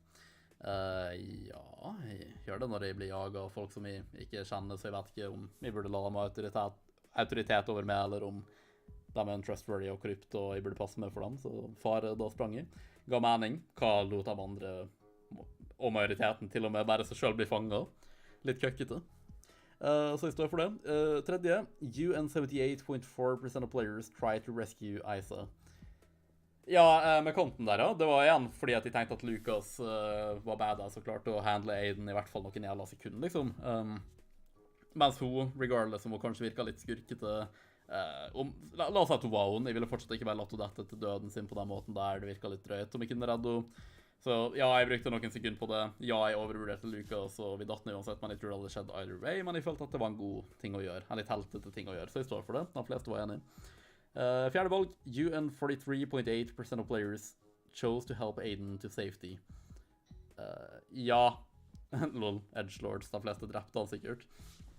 Jeg føler han hadde dott i vattnet uansett, men kinda fristende å være der, siden Walking Dead har et spill som det, så ville jeg nok gjort det, men her er det litt sånn, jeg føler Jesse er en good guy og en helt, og vi har ressursene og sånt til orden, og det han gjorde var ille, men ikke, det var ikke sånn at han massakrerte en hel bi eller noe, eller han kan ha fått kabinen hans da, men ja. Jeg vet ikke om noen døde den gangen, men det var ille liksom, og han har skapt masse havoc, men vi tar han i fengsel. Jeg kan bare assume at han blir i fengsel der, selv om han ikke tror det. Skaper han flere problemer, får vi se, men jeg tror det var det siste fra han. Så Så jeg var ganske ok med det valget. Jeg følte det var en responsible, heltete ting å gjøre. Og siste her var det veldig få som var enig med meg. You and 19.4% of players chose to leave Milo in charge. What? Men Aysa var kinda litt sånn autoritær. Jeg skjønner det litt fordi han hadde så få ressurser her oppe, de måtte gjøre det for å overleve. Men nå når han først er nede, så vil jeg vil aldri like autoritære ting om det ikke er absolutt faktisk nødvendig. Og til og med når det er nødvendig, så er jeg litt sånn, ok, men frihet er så viktig at det får bare gå som det går, liksom, så lenge man har friheten sin. Men ja, jeg følte at han var mer equipped til å lede i et sånt type environment som der nede. Pluss at hun så ut til å like å bare kunne være seg selv, og ikke the founder og alt det der. Så fuck alle andre, selv om jeg var i stort mindretall her igjen i mitt valg. Men ja, Skyrim en del, 3 bonusepisoder, sesong 2 eventually. Ellers vet jeg ikke helt hva som skjer. Etter Skyrim, kanskje rundt Hogwarts, ja, vi får se. Litt usikker på Star Wars. Jeg vil ikke holdt pusten min på det. Jeg skal spille et spill som Daniel kjøpte til meg til jul, sånn i fjor eller året før eller noe. For han ville jeg skulle streame det. Jeg kom aldri rundt det. Litt av det samvittighet for det. Det er bare det at jeg var opptatt med ting, men jeg sa jeg skulle gjøre det eventually, så jeg skal nok gjøre det bare for å gjøre det. Jeg tar i hvert fall en stream av det. Sikkert i ikke nær fremtid. Jeg tror det var Keep Talking and Nobody Explodes, som ikke tar feil. Som det heter. Jeg vet ikke hva det er eller hvordan det funker. Jeg får spørre om den. Jeg tar i hvert fall en stream av det, tenker jeg, bare for å ha gjort det da jeg sa jo at jeg skulle. På et punkt. Og så jobber jeg litt på noen videoer, så får vi kan se etter det. Men jeg leder opp til noe med videoen, så bare stay put, 19 streamsa som blir noe fremover, og så får vi se hva som skjer. Men det har vært chill i dag. Jeg føler at energien har vært grei. Jeg tror kanskje jeg mumler og stammer litt mer i dag enn vanlig, for some reason. Det er ikke alltid at jeg er den beste, eller den beste speakeren på samme nivå som alltid. Ikke sant, jeg vet ikke. Sikkert bare trøttheten i nevnte som catcher opp til meg. Gått ganske bra i hele dag, men akkurat nå så begynner jeg å merke det litt. Kunne virkelig tenkt på å spille Spider-Man alene i dag, egentlig, men jeg følte egentlig ikke så sjukt for å streame i dag, men det gikk liksom greit når jeg først dedikerte meg til å gjøre det. Da var det at jeg ville nok vente et par ekstra dager, og da gikk gjerne streamen om noen er han og ikke har gjort det.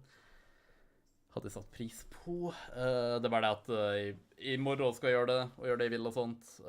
Men i dag var det hva en av dagen, fordi at ellers er jeg opptatt i hvert fall en uke frem i tid. Jeg har besøk av Eskil frem til søndag, og så skal jeg nok møte deg og gjøre noen ting og sånt tidlig neste uke, som jeg ser frem til. Og sånt, så jeg blir nok litt opptatt med det. Så jeg tror ikke jeg hadde vært live igjen før sånn kanskje tirsdag og onsdag neste uke, liksom. Da blir det Skyrim. Det ser jeg veldig frem til nå. Folk har likt Skyrim veldig godt i det siste også.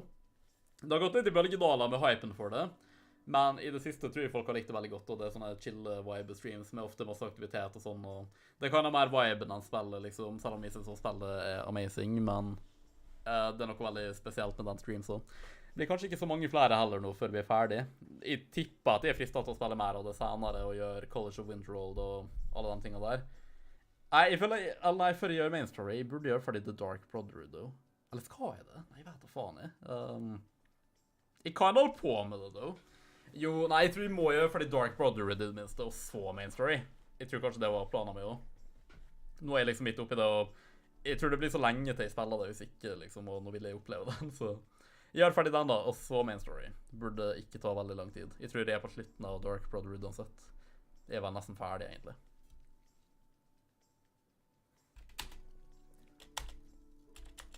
Nei, det går ikke an å skippe. Ok.